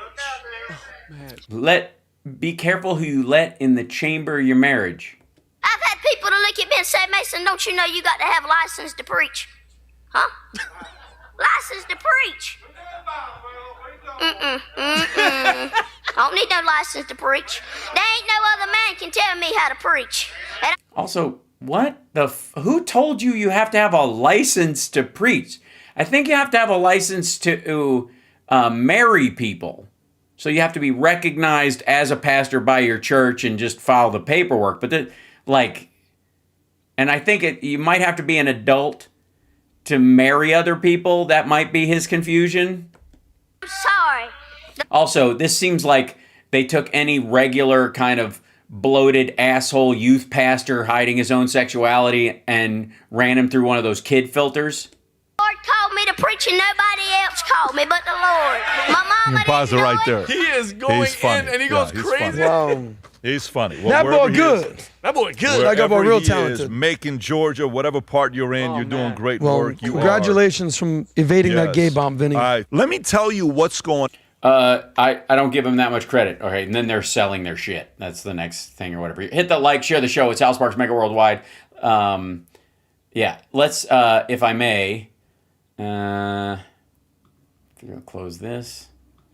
I can't. There's no way I could show a lot of this, but I do want to show the opening of this just for our own joy right now. Now, for those of you that don't know, Bongholio is coming back to his show. I think February 3rd. But right now, he's just making the rounds on other podcasts, basically just shit-talking anybody who's questioned him while he was the deputy director of the FBI, which I think is anyone with eyes or ears. So he's fucking with everybody who's a black pillar and yada, yada, yada. I'll see if I can find, let's see. There's, let's see.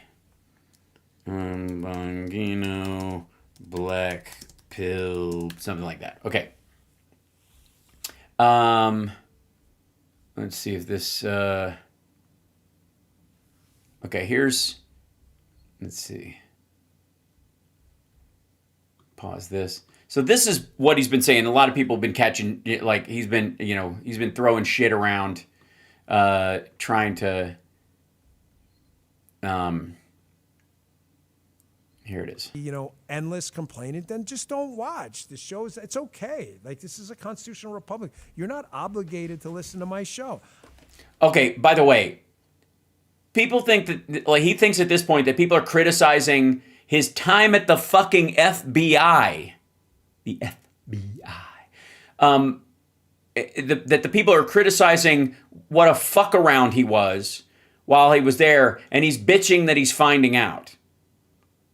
Nobody gives a shit about what you say on your show anymore, asshole. They give a shit about the fact that they believed what you said when you were on, and then when you actually got in a position to do anything about it, you actively were part of the cover-up. That's the problem. That's what blackpilled all these fucking people. It didn't happen out of nowhere. It's your motherfucking fault. You are to blame. You and Kash Patel and Pamela Joe and all these assholes. So the blackpilling wasn't just like, they're being lazy about this. You're responsible for why nobody trusts these assholes anymore, because you are not trustworthy. And that's why everybody flipped out. This is so fucking good, by the way. Justin, what was the line on the air with Jim? It's not a freaking airport, man. You don't have to announce your departure. Like, you get these... And by the way, he means people who are like tuning out of his show or whatever. That's not... This isn't about you losing followers, motherfucker. This is not social media. This is about what you promised to do when you went in as the deputy director of the motherfucking FBI. Nobody gives a goddamn about your show anymore. Except Cat Turd and a couple other dipshits that are helping you, repackage and polish these turds. People aren't reacting like, I don't like what he says anymore. No, they now know you're a fucking fraud, and a fraud that participated in, according to them, the potential cover-up of a cabal of pedophiles. Do you have any grasp on that at all, Bongholio, you absolute dickhead? Black pillars, the thing about black pillars where everything sucks all the time is, they're like, well, we're demanding accountability, but you're not great, so am I. That's not what you're endlessly complaining about things you... They're complaining because there was no accountability. You participated in a fucking memo that said there are no Epstein co-conspirators.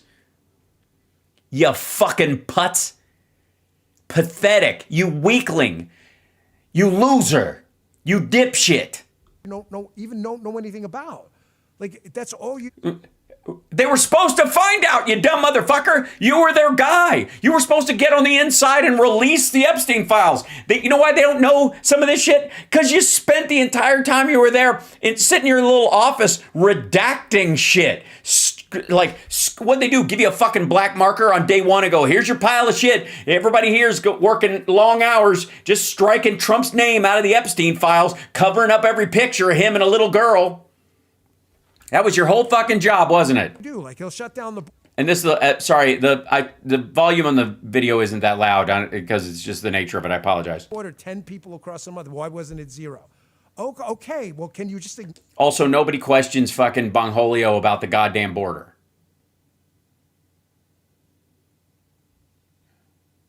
Like, the people that he's dealing with criticism from that's not their complaint point.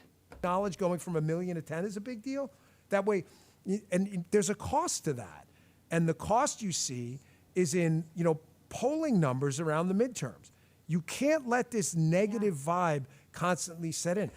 By the way, is that fucking, what's her name? Is that, what show is he on? Because it looks like Kyle Kalinski's wife. Is it? Either way, maybe not. But still, is this the same? Hold on. I'll see if I can find it louder in here. Be, endless complaining, then just don't watch. The shows, it's okay. Like, this is a constitutional republic. You're not obligated. That's his big fallback too, is so fucking lazy. This idea of like, it's a constitution, you don't have to watch. You've got the freedom to change the channel. It's like, motherfucker, you're not talking to people who just stumbled across your show. The people that are complaining are your fans, are people who bought your bullshit for years, paid for your house, educated your kids, fed your fucking family on a lie that you told them over and over and over again. And now, when you had an opportunity to do something, not only did you not do it, but you fucking tapped out. That's what they're bitching about. This isn't like somebody coming across your fucking feed on X and then deciding like, I don't know, why did this show up in my feed? Shit. obligated to listen to my show. The thing about black pillars, where everything sucks all the time, is like, well, we're demanding accountability. Great, so am I. No, he's not. You're not. No. That is exactly their complaint. You are misreading them on purpose. You are lying out of your ass. I presume this is your ass. It has to be. Because you're saying they're demanding accountability, so are you. No, the reason they're mad and saying things like we demand accountability is because you gave them none. You sided with the pedophiles. You sided with the cover-up. This is so fucking lame. And I mean, it's par for the course because he was always this endlessly guy. Complaining about things you don't know anything about. That's all you do. Like, he'll shut down the border, 10 people across a month. Why wasn't it 0? Okay, well, can you just acknowledge going from 1 million to 10 is a big deal? There's a cost to that. You can't let this negative Anyways, okay, and then negative vibes is what's going to cost them the fucking midterms. No, Trump's tariffs didn't work. The affordability is not a hoax. It's a reality. The American people do not want the military patrolling their fucking streets on either side of the aisle. The Republicans, as much as they sucked up to Trump blindly for a long time, are getting really squirrely about that whole states' rights things because Trump wants to stampede right over it. He thinks he's king of the fucking world. They also thought, end of all the forever wars or whatever, we're going to bomb Iran for a second time. We're going to own Gaza, own it forever. Which will never blow back, I'm sure. And now Venezuela, maybe Colombia as well, probably Mexico. You don't think they're going to want another bite at the apple at the Panama fucking Canal? And oddly enough, a lot of those curiously peculiar America First motherfuckers have, and this is a big shocker, an isolationist streak.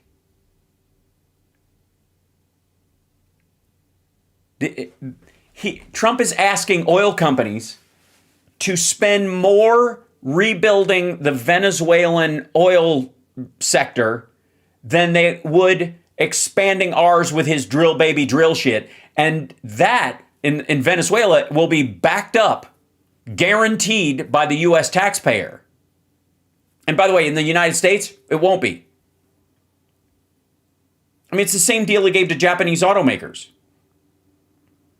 American car companies, if they have a part made in a foreign country, have to pay a huge import tax, which is what a tariff is, on stuff that they bring in to put in American-made cars that are designed here, made here, constructed here, put together here, slapped together, assembled, whatever you want to call it. And Japanese cars have a single 15% for everything that's in them as one package. So if you've got 10 items that you're paying 35, 40, 80% tariffs on to go into a single car versus a Japanese car, which comes in with a 15% tariff on it entirely, who do you think's car is going to be fucking cheaper? The Japanese are getting a great deal because Trump wants Trump Tower Tokyo. Anyways, so needless to say, we'll go over to None More Black over here. This is Dave Smith and his buddy in a hotel room in Philly. I'm guessing because of his Philly written on the wall there. And this is a response to Dan Bongholio, which some on the right are calling bong water, which I get the slam, but gives him too much credit. And he is indeed Bongholio because he is looking for a teepee for his bunghole. So, for the record. This is the response. Part of the problem. Out here in Philadelphia. Great show last night at Helium. Got two more shows tonight, 2 more shows tomorrow. It also really does look like the background really makes it look like we're in different rooms, but we're not. This is just the way. So anyway, so we were supposed to. The plan was to do like a members only episode. There's too much chaos today. We couldn't not record a public episode. If you guys haven't followed. Yeah, by the way, Dave Smith is another one of these jankholes that does a lot of behind the scenes and members only parts of the show as a money grab. And again, if what you're saying is that important, if it's world changing and that important, the idea that you would charge people to see it and not just let them, let the super chats fall where they may, reeks of grifter. But go ahead. It's very TYT. Dan Bongino, the FBI deputy director 5 minutes ago, now, turned podcaster again, he crashed the fuck out on me. I don't know how else to describe it. And anyway, it's very interesting. So I want to kind of go through this whole thing. So this is essentially what happened, right? And me and you, it's funny because we were talking about this on the car ride up here. And the last episode I did solo, you weren't there. So I was like filling you in on what I said on the last episode. And then I was like, we were like, I don't think Dan Bongino's going to respond. I think he's going to try to just ignore it because he does. He responded. I got that prediction wrong. Holy shit. Essentially. All right. They'll get to it eventually. Sorry.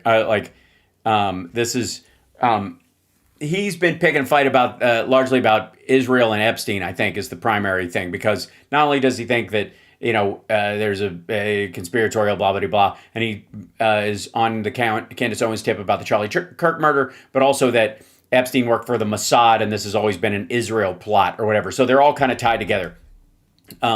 Literally, there is no better person to sort of, except maybe Tulsi Gabbard, to goose what he's saying into relevance by being such a fuck up than Bongholio. What happened was somebody on Twitter clipped the part of the show where I was talking about Dan Bongino. And, look, obviously Dan Bongino crashed the fuck out and ended up saying a whole bunch of shit. We'll get into all of that. And the levels of projection are just unbelievable. It's completely believable. If you've seen Bongholio before, it's the same response he always has. If there was ever a better example of the old adage that every accusation is a confession, you couldn't believe it. Yeah, we can. We watch Trump every day. We'll get into that in a second. But now look, obviously I was being harsh on Dan Bongino. He deserves it though. But it's above board. Obviously, yes, look, is it going to make Danny feel a certain way when I say that his legacy is covering for pedophiles? Sure.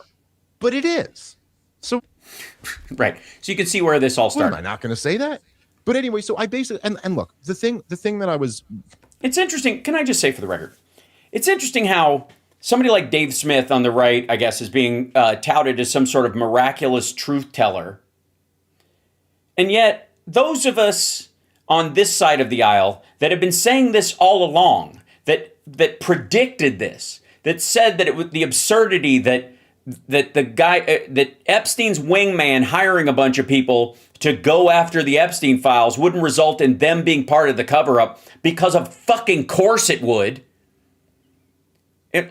The fact that these motherfuckers are like, can you believe this guy? I'm like, yes, for fucking years. I was talking about it before he was even a potential for the deputy director spot, which is an absurdity. But while he was on his show, he was a bullshit artist. The dude can't even fucking read. He has the reading comprehension of somebody who was hit with a 2x4 with nails in it and spent the rest of their life as an extra on The Walking Dead. Bongholio is dumb. He's painfully, ear-bleedingly dumb. I hear this shit all the time when anytime. Dumb, stupid. Dumb, silly, stupid. He would play clips and then quote the clip in a way that we just watched that was in total contrast to what was just said. So the fact that he's like, dude, we fucking figured this out, man, must have touched a nerve. Motherfucker, I've been saying this for years. I just never thought to pat myself on the back for figuring it out, because it's patently obvious to anybody who's paid attention to Bongholio and his bullshit and Trump forever. Jesus. He got hit with a sonic weapon? Yeah. The point. That's right. Yeah, that's the new one or whatever. I think they were testing the sonic weapon on Bongholio. It was just so obvious. It's just like, look, he's stuck in this position. You either lied then or you're lying now. No. Both. He was lying then when he pretended to know something, and then when he got in there, he found out what was really happening, and he lied to cover it up.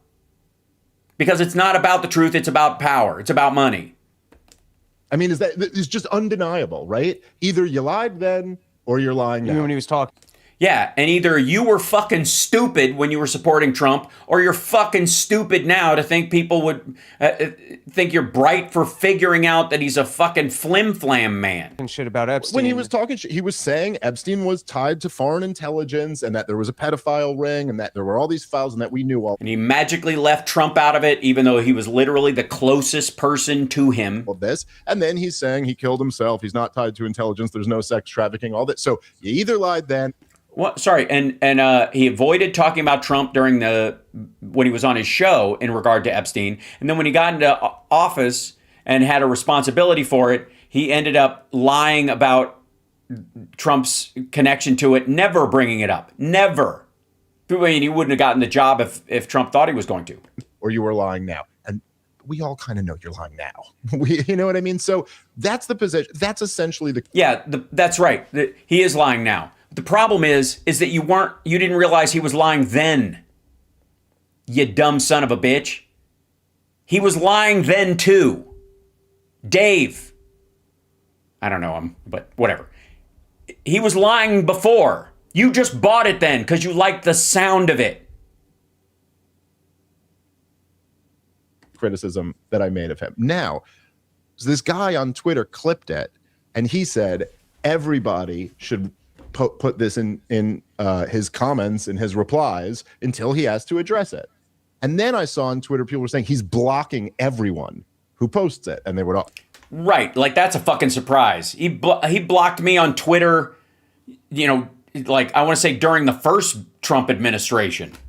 Have their screen shares of him blocking everyone. So I'm like, huh, that's kind of interesting. Like, I just don't know how in Dan Bongino's albeit not very impressive mind, but in his mind, what he thought he was going to avoid ever having to talk about this or something, like he could just block everyone. Yes, that's why Trump hired him, because they're bullshitters of that flock together. They're like bullshitters of a feather that flock together, something like that. But so then here, I'll read the tweet just so people. So then it's exciting, it's riveting. When I see that he's blocking everybody, he tweets. Here, let me find the first one. Okay, he tweets. And this, by the way, this is he reads this, but this is classic Bongholio. This is the response that Bongholio gives. And here's the stuff. It classifies as what I would call tough guy gibberish. It's the lib/black pillar symbiote. I don't know that word. Is a symbiote. It's a parasite or something that coexists in an organism.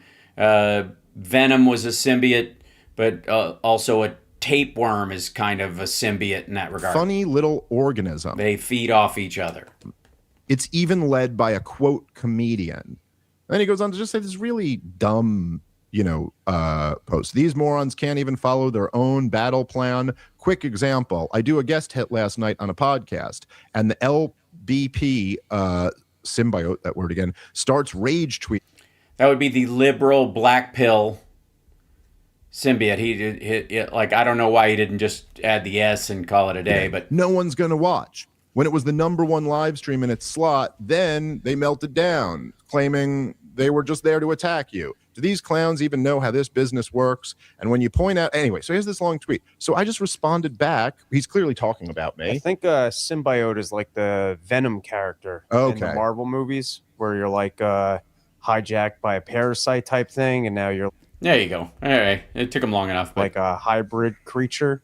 I don't. How do you not know that word as a grown-up? No, nerds in the chat. Anyway, seems pretty gay. Nerds. All right, well, fair enough. Anyway, whatever. So I literally just responded back to this. I said, yeah, nice story. Why did you lie through your teeth about Epstein? Just asking a question. Now, just asking a question. That's how he'll take it. They give him his hairline back. No, yeah, there you go. No, I want to say, this is one of the things that I found really interesting about this. And then we'll get into like all of his responses. I don't care. We're going to play some clips from what he's saying on this show that he's bragging about. Now, by the way, it is true that that stream was huge and got huge numbers. It is also true, if you go look through the comment section of it, you have to get through 200 comments of everyone saying you lied about Epstein. Yeah, okay. So you guys get the point. This isn't going to get more interesting. But the, let's see, Bongino, podcast, guest, something like that. Let's see. Let's go filters. This week. This is okay. So this is clip dips, dip clips, dippy clips, or whatever. That's the show, the clip we were watching before. So this is Bonholio's back in his first guest appearance. This is when he's on this show. This is the one, and it all blew up because most people dunked into the podcast. Into the audience of this, basically to take a giant shit on him. So the turnout was great because everybody was like, "Fuck you!" From the president. Yeah. And what that was. Thank you for giving out the free memberships. Who gave that out? Sorry, I just missed that. Son of a bitch, I missed it. Thank you so much. Like to kind of know that you had this, all of this. You had the dream. You got to sit in a room that smelled like farts and aquavelva in fucking Florida and have fucking swamp ass and yark into a fucking microphone every day about nothing with no responsibilities and just make everybody think you were some sort of smart insider, help Trump get elected, and then you get a job with real responsibility and you're out in less than a year. That you were going to have to give up temporarily, and I'm Going to have to give up? He didn't have to do shit. wondering, when you did the last show, Yeah. how long did you think it was going to be until you came Did you think you would be such a quitter? back? Did you know Well, at all? we always had planned for the first year. So, it's funny. Like, I got to get to that. So, whoa. You'd planned to at least a year, or you were planning on quitting in the first year, even from the beginning? Question. So don't keep that question in your head. Like, what thing. But that's, first of all, no, that's just fucking garbage. It just reminded me, when you read the media spin, but you actually see from the inside what's happening. However bad you think the left-wing grifters in the media are, Haley, I promise you they're 10 times worse. The timeline was over. Sorry, I don't remember Biden putting Rachel Maddow in charge of the Epstein files and then her going, you know what, I didn't find anything, and then tapping out and just moving to the fucking Hamptons to do fucking podcasts about Spiro Agnew. Always for me to do the first year and help the Trump administration with bullshit. My law enforcement background. Cash is a really, really good lawyer, had DOD experience, but they wanted someone with law enforcement in the experience. What? You were Secret Service. What do you mean law enforcement? Why? Here's a good idea. It's the fucking FBI. Why don't you pick somebody with FBI experience? That seat, excuse me. I love the job. I wanted it. And this president is just... No, you didn't. You were bitching about it within 3 weeks. He's an amazing guy. So I'm sitting there in my house. You've heard the story 1,000 times. I know you have. Justin's heard it too. Oh, this is the fucking phone call, and I can't believe you get asked by the president to do something, and you just got to do it because holy shit, what an opportunity. I'm never going to be able to have another opportunity to crash out like a fucking loser again like this. He could recite this story himself, but I'm sitting... Yeah, because everybody's tired of fucking hearing it. We know how you got the job, but you couldn't do the job. You left. You fucking pussy. Holy God, this is so lame. My house, I think it was a Sunday night. I remember it was 8:20. The only reason I remember it was 8:20 is because I was falling asleep. Because you were... And I looked at my phone and it said... You were falling asleep at 8:20? What are you, my grandmother? Trump. And I thought, wow, this is pretty amazing. Like the boss is calling, I mean, we talk, but not that often. I mean, he's a busy guy. Yeah, you talked to the president and the former president, when he was in office while you were on the air, and and had access, this kind of stuff you decry in the liberal media. You took talking points directly from Trump, and then you did the exact same thing once you got into office. Why should anybody be fucking surprised? And I thought, what's this about? And, you know, he asked if I wanted to take the job, and I was floored. I was like, of course. I mean, I really hadn't thought anything through. Right. Clearly. You know, it would have been kind of talked about a little bit, but I don't know. We had never, it was just kind of, it just went down really fast, I guess. Yeah, it seems like he rushed to a lot of these decisions. What I'm getting at. Is that what you thought the call was about? No, I had no idea. Okay, I had so no idea. total surprise. So I'm sitting there, and I thought he was just calling to ask what I was wearing again. You know, up till that point, we had a very Diddy relationship. I think I was falling asleep in the chair, and I woke up with, you know, groggy voice. You know, groggy voice is the worst, right? And I'm thinking, I hope he doesn't think I'm hungover or something like that. So I'm trying to, like, before I answer, I'm trying to, like, clear my throat. Wake up. Right, wake up, like, smack yourself and stuff. And I get on, I'm talking to him, and this is how awesome this guy is. I mean, oh my God, you gonna start crying because oh my God, I can't believe he fucking called me. Yep. He called you for cover, motherfucker, specifically about the Epstein files. He knew he could throw you in front of the bus or you'd throw yourself. I tell you, it was the honor of a lifetime to work for him. He is just... Then why'd you quit? What are you talking about? What if it's the honor of a lifetime, why do you do less than 8 months or 10 months or whatever the fuck it was? It's the honor of a lifetime, I think, to be a Supreme Court justice. The guy is just a get it done, no bullshit, like go get the other bad guy's guy. And I just... As long as I don't know them and they're not Mar-a-Lago members. I'm telling you, man, it's like working for the Lone Ranger. It was awesome. It's not like working... Well, yes, it's because all the stories of him fighting crime are fictional. Yeah, in that way, it's exactly like the Lone Ranger.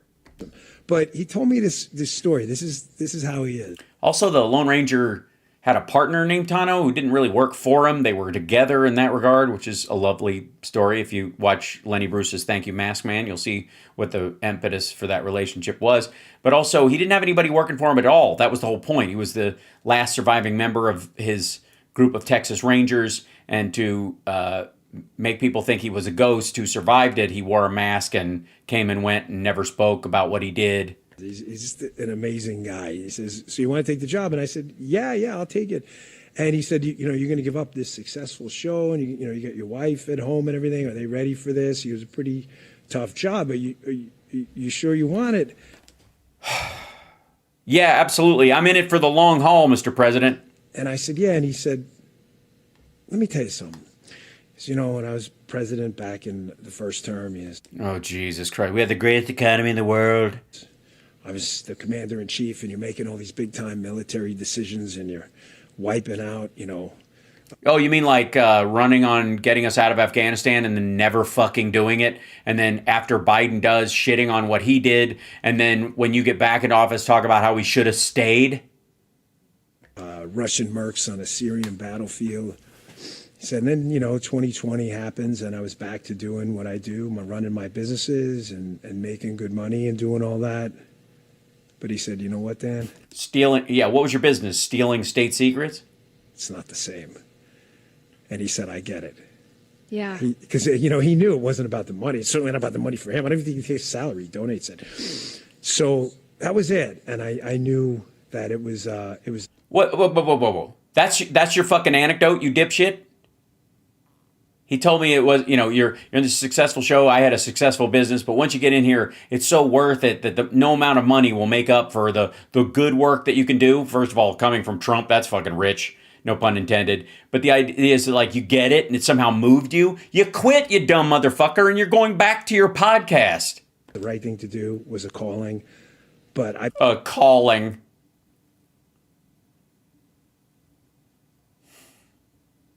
And a 10-month calling. Be stone cold lying to your face if I said, you know, I didn't miss you guys in the audience, and even, you know, even the team. I say it like you guys are second best or something. You know, Andy, who is new, and Justin and Guy, you know, producer Jim, Mike. I mean, the whole team. I missed everyone. And yeah. You know, when you're on the inside, it's not about you. It's about the boss. You don't go out there doing your own media appearances. It's not about you. It's about. I see. So you missed it not being about you. It was too much about catching the pedophiles and all that kind of stuff, and that's fucking depressing. That's not you can't take, that's not the kind of credit you want in life. You want ratings. It's about the mission, and it's about running the government. And fuck that. It was kind of hard to stay quiet, but I'm not quiet anymore. Loud, obnoxious Dan Bongino taking on the world of grifters, bums, shitheads, and life losers is. I'm sorry. So this is just going to be a completely introspective show, bunch of navel gazing, where you talk about what a lying, worthless, useless, shitty shit talker you were. Absolutely back and just back. No, you were not missed. Watch what's coming. It's going to be. Oh my God, nothing's coming. You can't even talk about anything that happened while you were in there, stupid. And any tale you tell, everybody will know you're lying. Yeah, it's going to be delicious. Ugh, it's going to be delicious. Ugh, fucking puke. Part of me looks forward to his show, but he's not going to cut clips because he's going to be too chicken shit again. You know what? Folks, I think it might be time to make a special dispensation. Now, normally I have a thing about cutting clips out of shows that other people produce and going after one chunk of it, because I feel like in many ways it's a way of teeing up a particular angle or boxing in their argument. In a long 2-hour stream, people can get off topic or say a bunch of shit, and it happens to everybody. And so therefore just nut picking some of the dumber shit that they do, and and like avoiding the rest of the show, oftentimes, can be seen as, as simply corralling. The same thing with like Trump's rallies, like just corralling the worst parts and pretending the other parts didn't exist, and therefore it seems out of context and all that kind of stuff. Hey, Delicious is from Ireland. Oh, that's nice, I suppose. So are my folks, my great folks, my great folks. But I think we might have to, we might have to make an exception in Bongholio's case. CSL, you know what I mean? Like we might have to do that. You know what I mean? This is that's Haley. Is this the girl that he was on with? We might have to make a special exception in his case.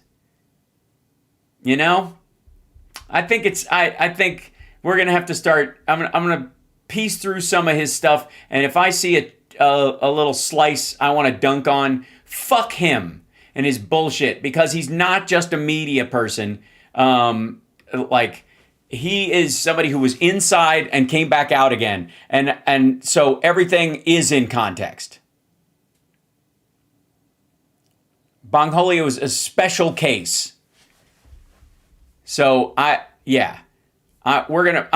making him a fucking project as soon as he comes back. I'm going to carve out pieces of that show just because I don't want to waste my time and your time with an entire episode of his every day. It'd be a waste of my time and everyone's time. Shit, that show's a waste of his time, and he's got nothing better to do. Literally. Can you imagine? You gave up being the deputy director of the FBI.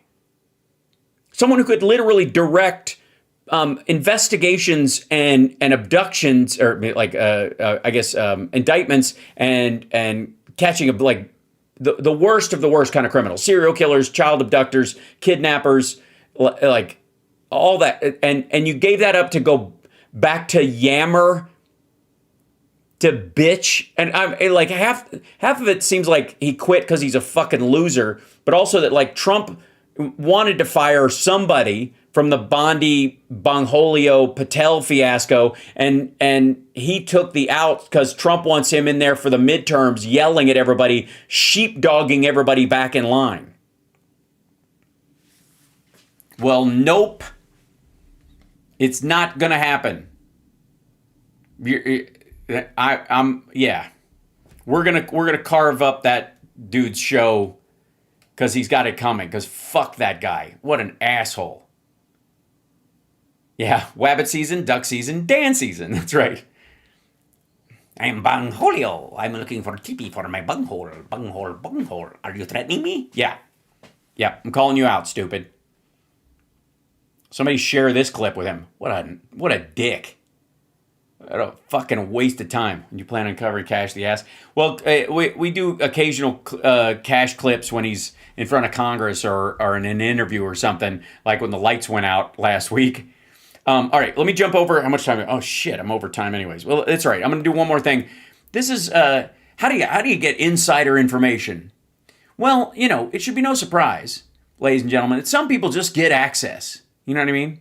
Now, granted, to get access to this White House, you have to be somebody who had to pay out more than $30 million in sexual harassment claims during, you know, in one case amongst 4 or 5 while you worked at Fox News. I'm not saying anybody in particular.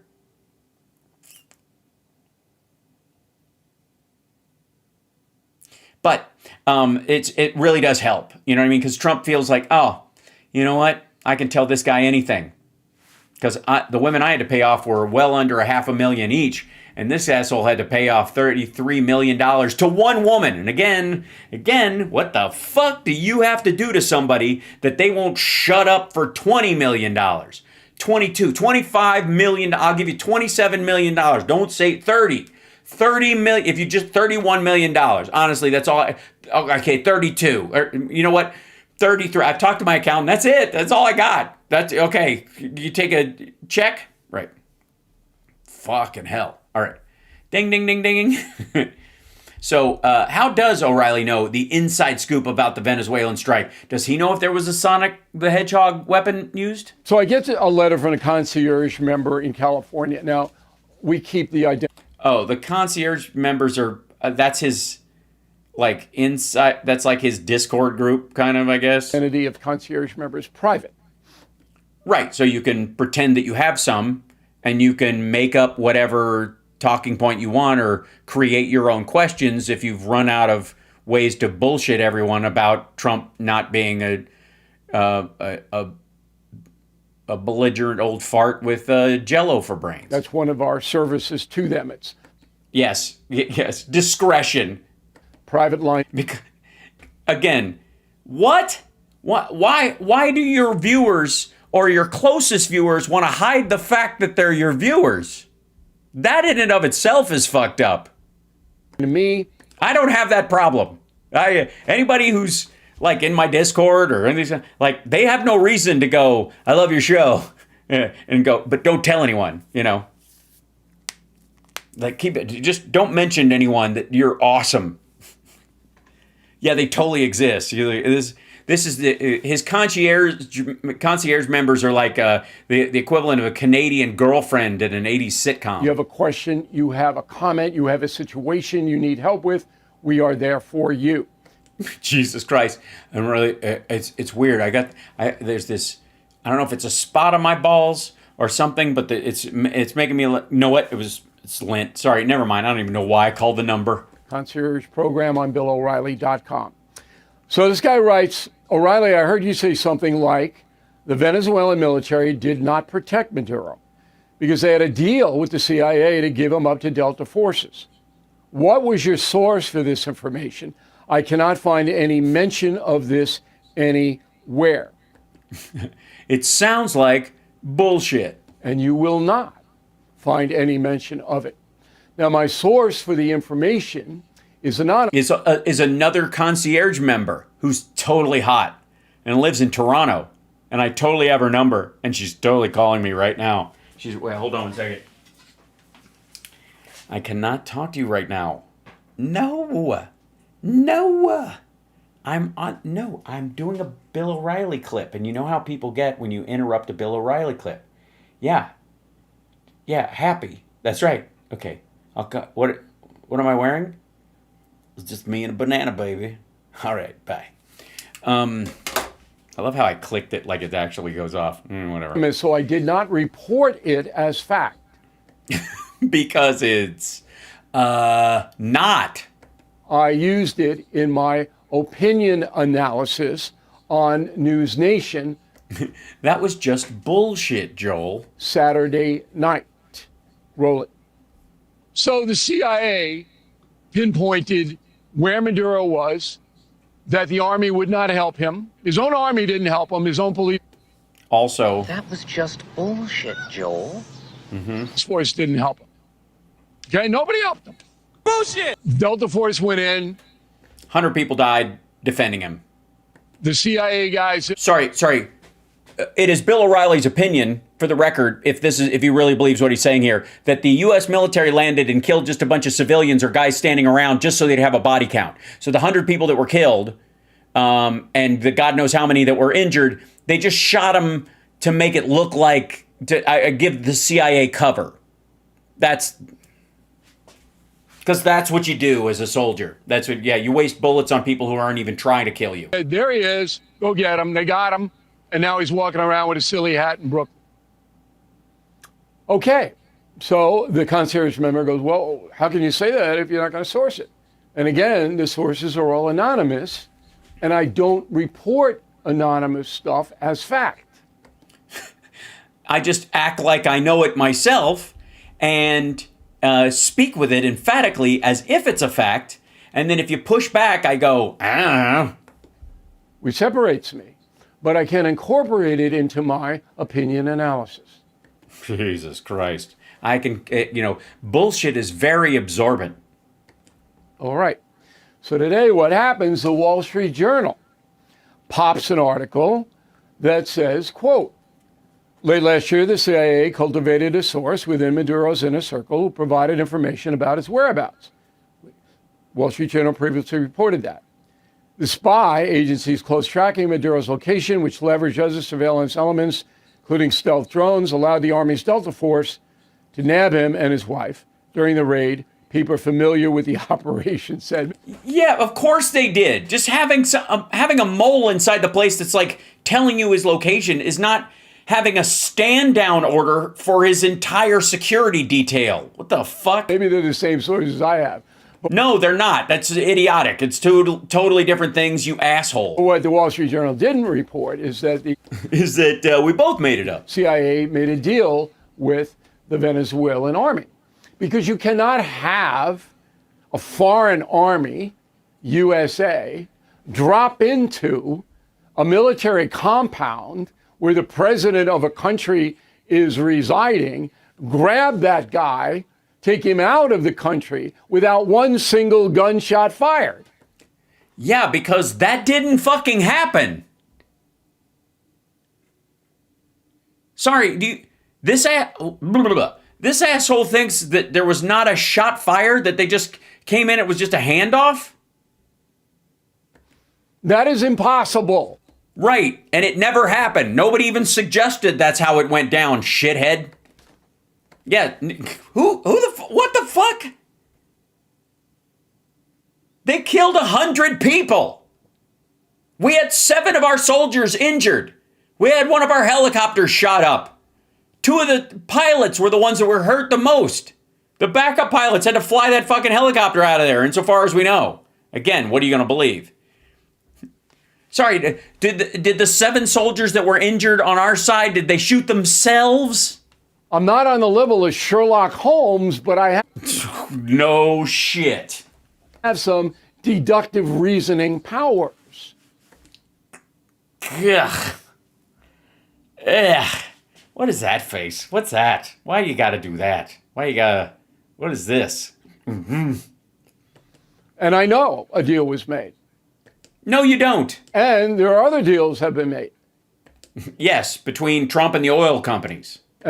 Some of them. Some of them are like, fuck you, that's not a deal. And I'll tell you about them as they unfold. But I'll tell you about them after they happen, or as I hear about them, or they become, or the real news covers them, and then I'll go, told you so. CIA, which largely resides in the American embassy, there is no American ambassador to Venezuela, by the way. That gee, I wonder why. It's not been, nobody's been confirmed. CIA is running that country. Why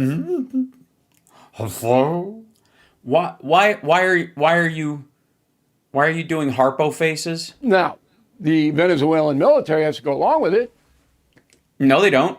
And they could decide not to and just die, I guess, in that situation. That's why Maduro is in Brooklyn, New York. And he'll never get out of prison. Yeah, that makes sense. Well, no, there's a chance Trump might pardon him. I mean, maybe he didn't supply enough coke to the United States for a pardon. Okay?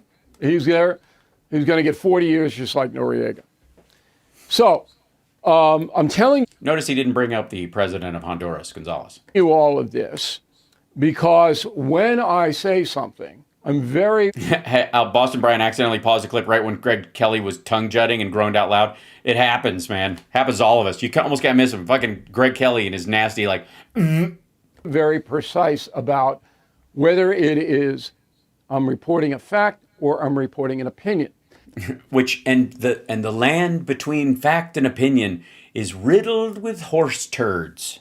And when somebody tells me something, and I'm on the phone all the time. Yeah, I could tell. All the time. With sources in our government, foreign governments, whatever. Yeah, anybody. It's just whoever calls. And they need to be protected. I protect them. Thank you. Thank you, Bill. You know what I mean? I'm going to take back what I said about you. You do the hard work of a journalist, and if you were tortured and said, which concierge member told you this, and what foreign country are they the head of, it's amazing that they like and subscribe when they're busy running being a dictator for a foreign country, and they give you that gift as well. It's a beautiful thing. It's a beautiful thing. And even under the most extreme torture, you won't admit that they don't exist.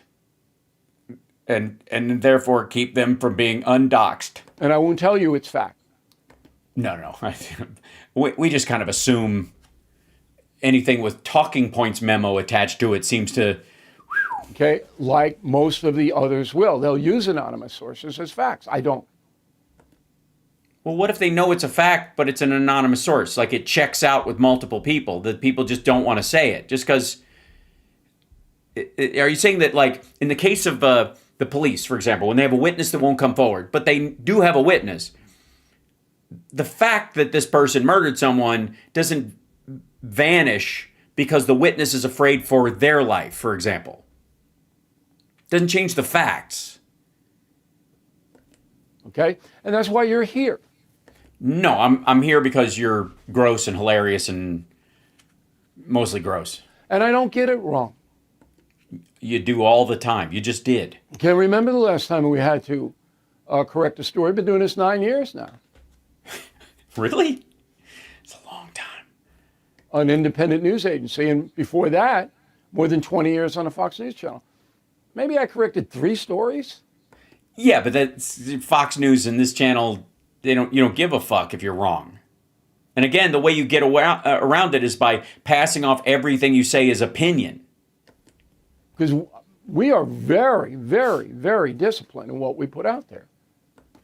Who's we? You're alone in your garage. But my service to you is, if I say it, you can trust it. Even if it comes from an anonymous source and I just quote it as opinion. So it's basically fact. Trust is earned. And that is the memo. Jesus, drag that shit out. Oh my God. Yeah, 9 years of bullshitting. Damn it, I'm over time, and there's still so much to cover. But we went all the way to Russia and back. We covered sonic weapons.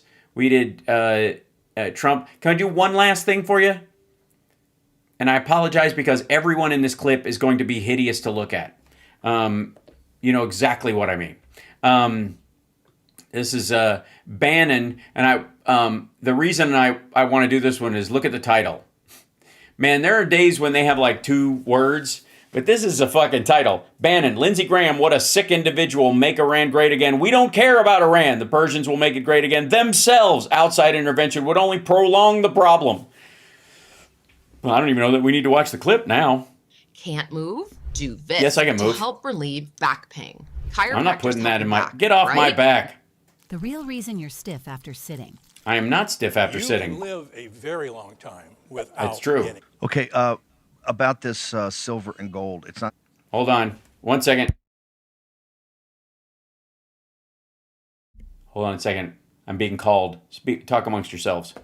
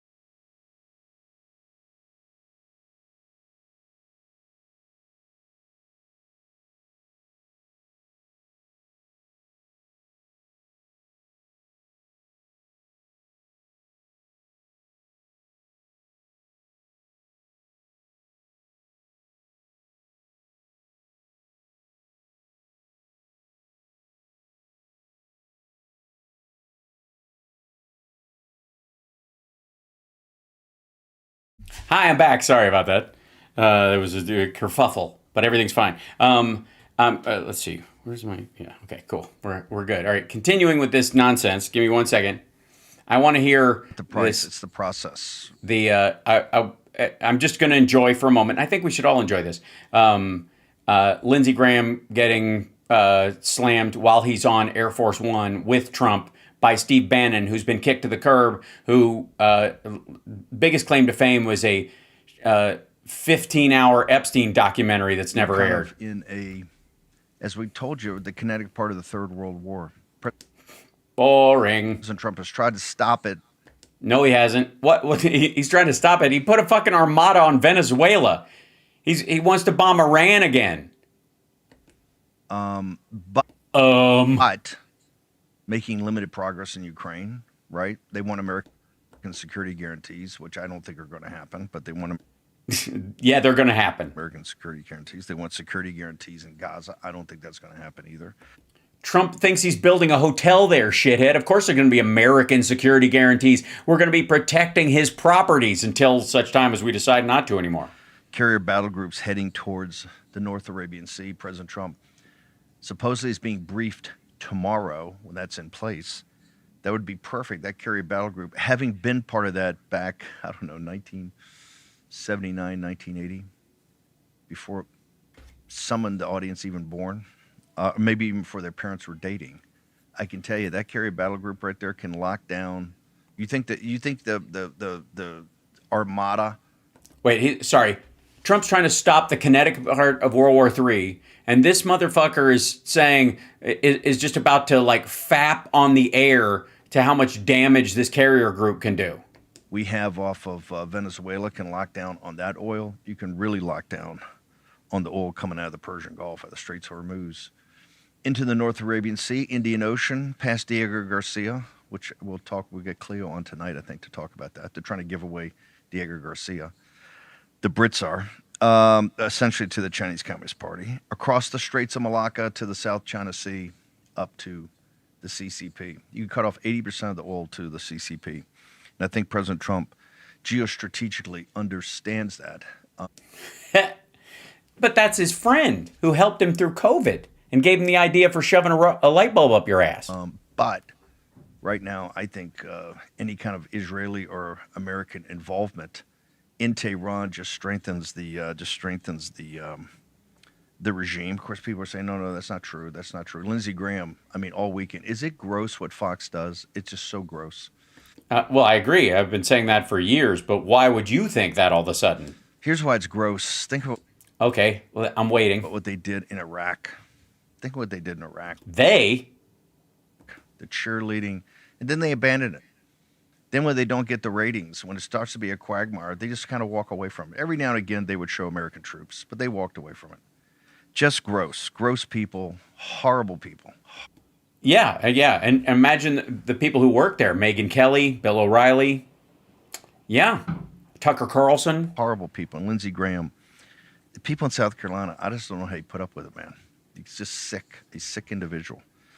make Iran. Right about why are you so pissed at him? Oh, is it because he's literally riding around on Air Force One with Trump, feeding him lines while talking to reporters? And you're in your fucking K Street dipshit area? Great again. We don't care about Iran, and we don't care about making Iran great again. So apparently someone's at my front door, but you know.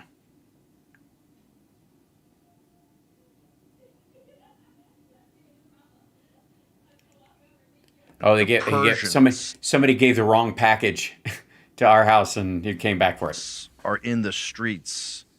They're going to make it great again. It's in their hands. Let them deal with it. They brought it on. The Islamic Republic. They brought it on. Yeah. So we're going to bomb them with Lindsey Graham. We're going to literally send a hypersonic Lindsey Graham over there. Back in 1979, 1980, they brought it on. Now it's time to. You want to cleanse it, you got to cleanse it yourself. Can't do it with outside. Can't do it with outside forces. Can't do it with Israel. So what's the difference between what you're saying and what fucking Lindsey Graham is saying? There's no difference. I don't get it. What is your criticism of Lindsey Graham as a fucking psycho warmonger or some shit when you're agreeing with what he's saying exactly? Israel and the United States in there, you're just going to prolong the problem. Let the Persians, an ancient civilization and culture, are in the streets trying to overthrow an Islamic republic. This is the warning we've got to the folks in Texas. See how well it's worked out for the Persians? See how that worked out for them? What? Sorry, what do you like? You mean you talking about the Alamo now or something? Not particularly. Sharia law not really working in Tehran. You can see that with the bloodshed. Of course, Mandami. I think you can see it more with the women taking their hijabs off. That's what they want to put in New York City. You see this in Chicago. You see it in Minneapolis. Becky's saying, does he think Lindsey is spearheading this? Yeah, that's the weird part. Like, this is Trump brought him back in. Trump invited him back on the plane. He didn't sneak on board. He's not a stowaway on Air Force One, you weirdo. Red Green Alliance. Birchgold, talk to Philip Patrick and the team. We're trying to get Philip on tonight because this is explosive what's happening. People are going for a safe harbor. They're looking for a hedge against... All right, yeah, now he's selling gold. That's what that's about. Get the fuck out of here. Yeah, that was the whole thing. All that was basically just to sell gold. World's coming to an end, and it's all Lindsey Graham's fault, so please buy some gold from my buddy over there so you can have some pretty rocks to trade post-Armageddon. I got bad news for everybody out there that is looking forward to the great asteroid. The world's not going to end. It's not. It's going to keep right on fucking spinning. And there's going to be ups and downs and backs and forth, and it will be it'll require constant gardening our entire lives to keep it above water. So I will see you guys tomorrow. Take care of yourselves and take care of everybody else around you. I will see you in the afternoon tomorrow, and hopefully I will have all my shit rewired. Ouch! Between now and then, because I'm doing a full wire pull tomorrow morning, so I can rearrange all my if the wall mount that fits this monitor arrives. So that's what I'm waiting for in the morning. Hopefully it shows up then. If it doesn't, I'll have to leave everything until tomorrow night, which will annoy me. Grumble. Much love, you guys. Take care of yourselves and take care of somebody else. And thank you guys for the support. Thank you for the super chats, the bits, all that stuff. All of our lovely Twitchers out there. And I think there should be an emote wall on this one. Why am I not seeing it? What's happening? There isn't one. Oh, we got it. As William Wallace's Uncle Argyle would say, that is something we shall have to remedy.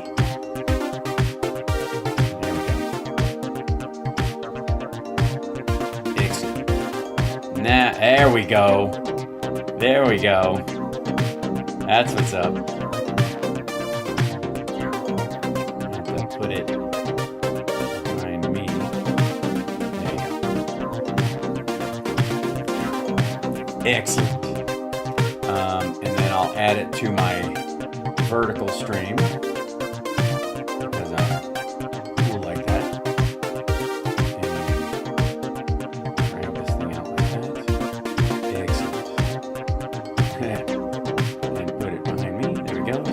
still see my face while it's happening. Hit those emotes for me if you would on your way out. Hype train. And we'll see you tomorrow. I'm looking forward to making Bongholio a project, CSL. We're gonna make this happen because fuck that dude. Well, he thinks having Dave Smith after him is hard. You know, Dave Smith has the same reading comprehension problems that Bongholio has. But we got his number. All right, I'll talk to you guys tomorrow.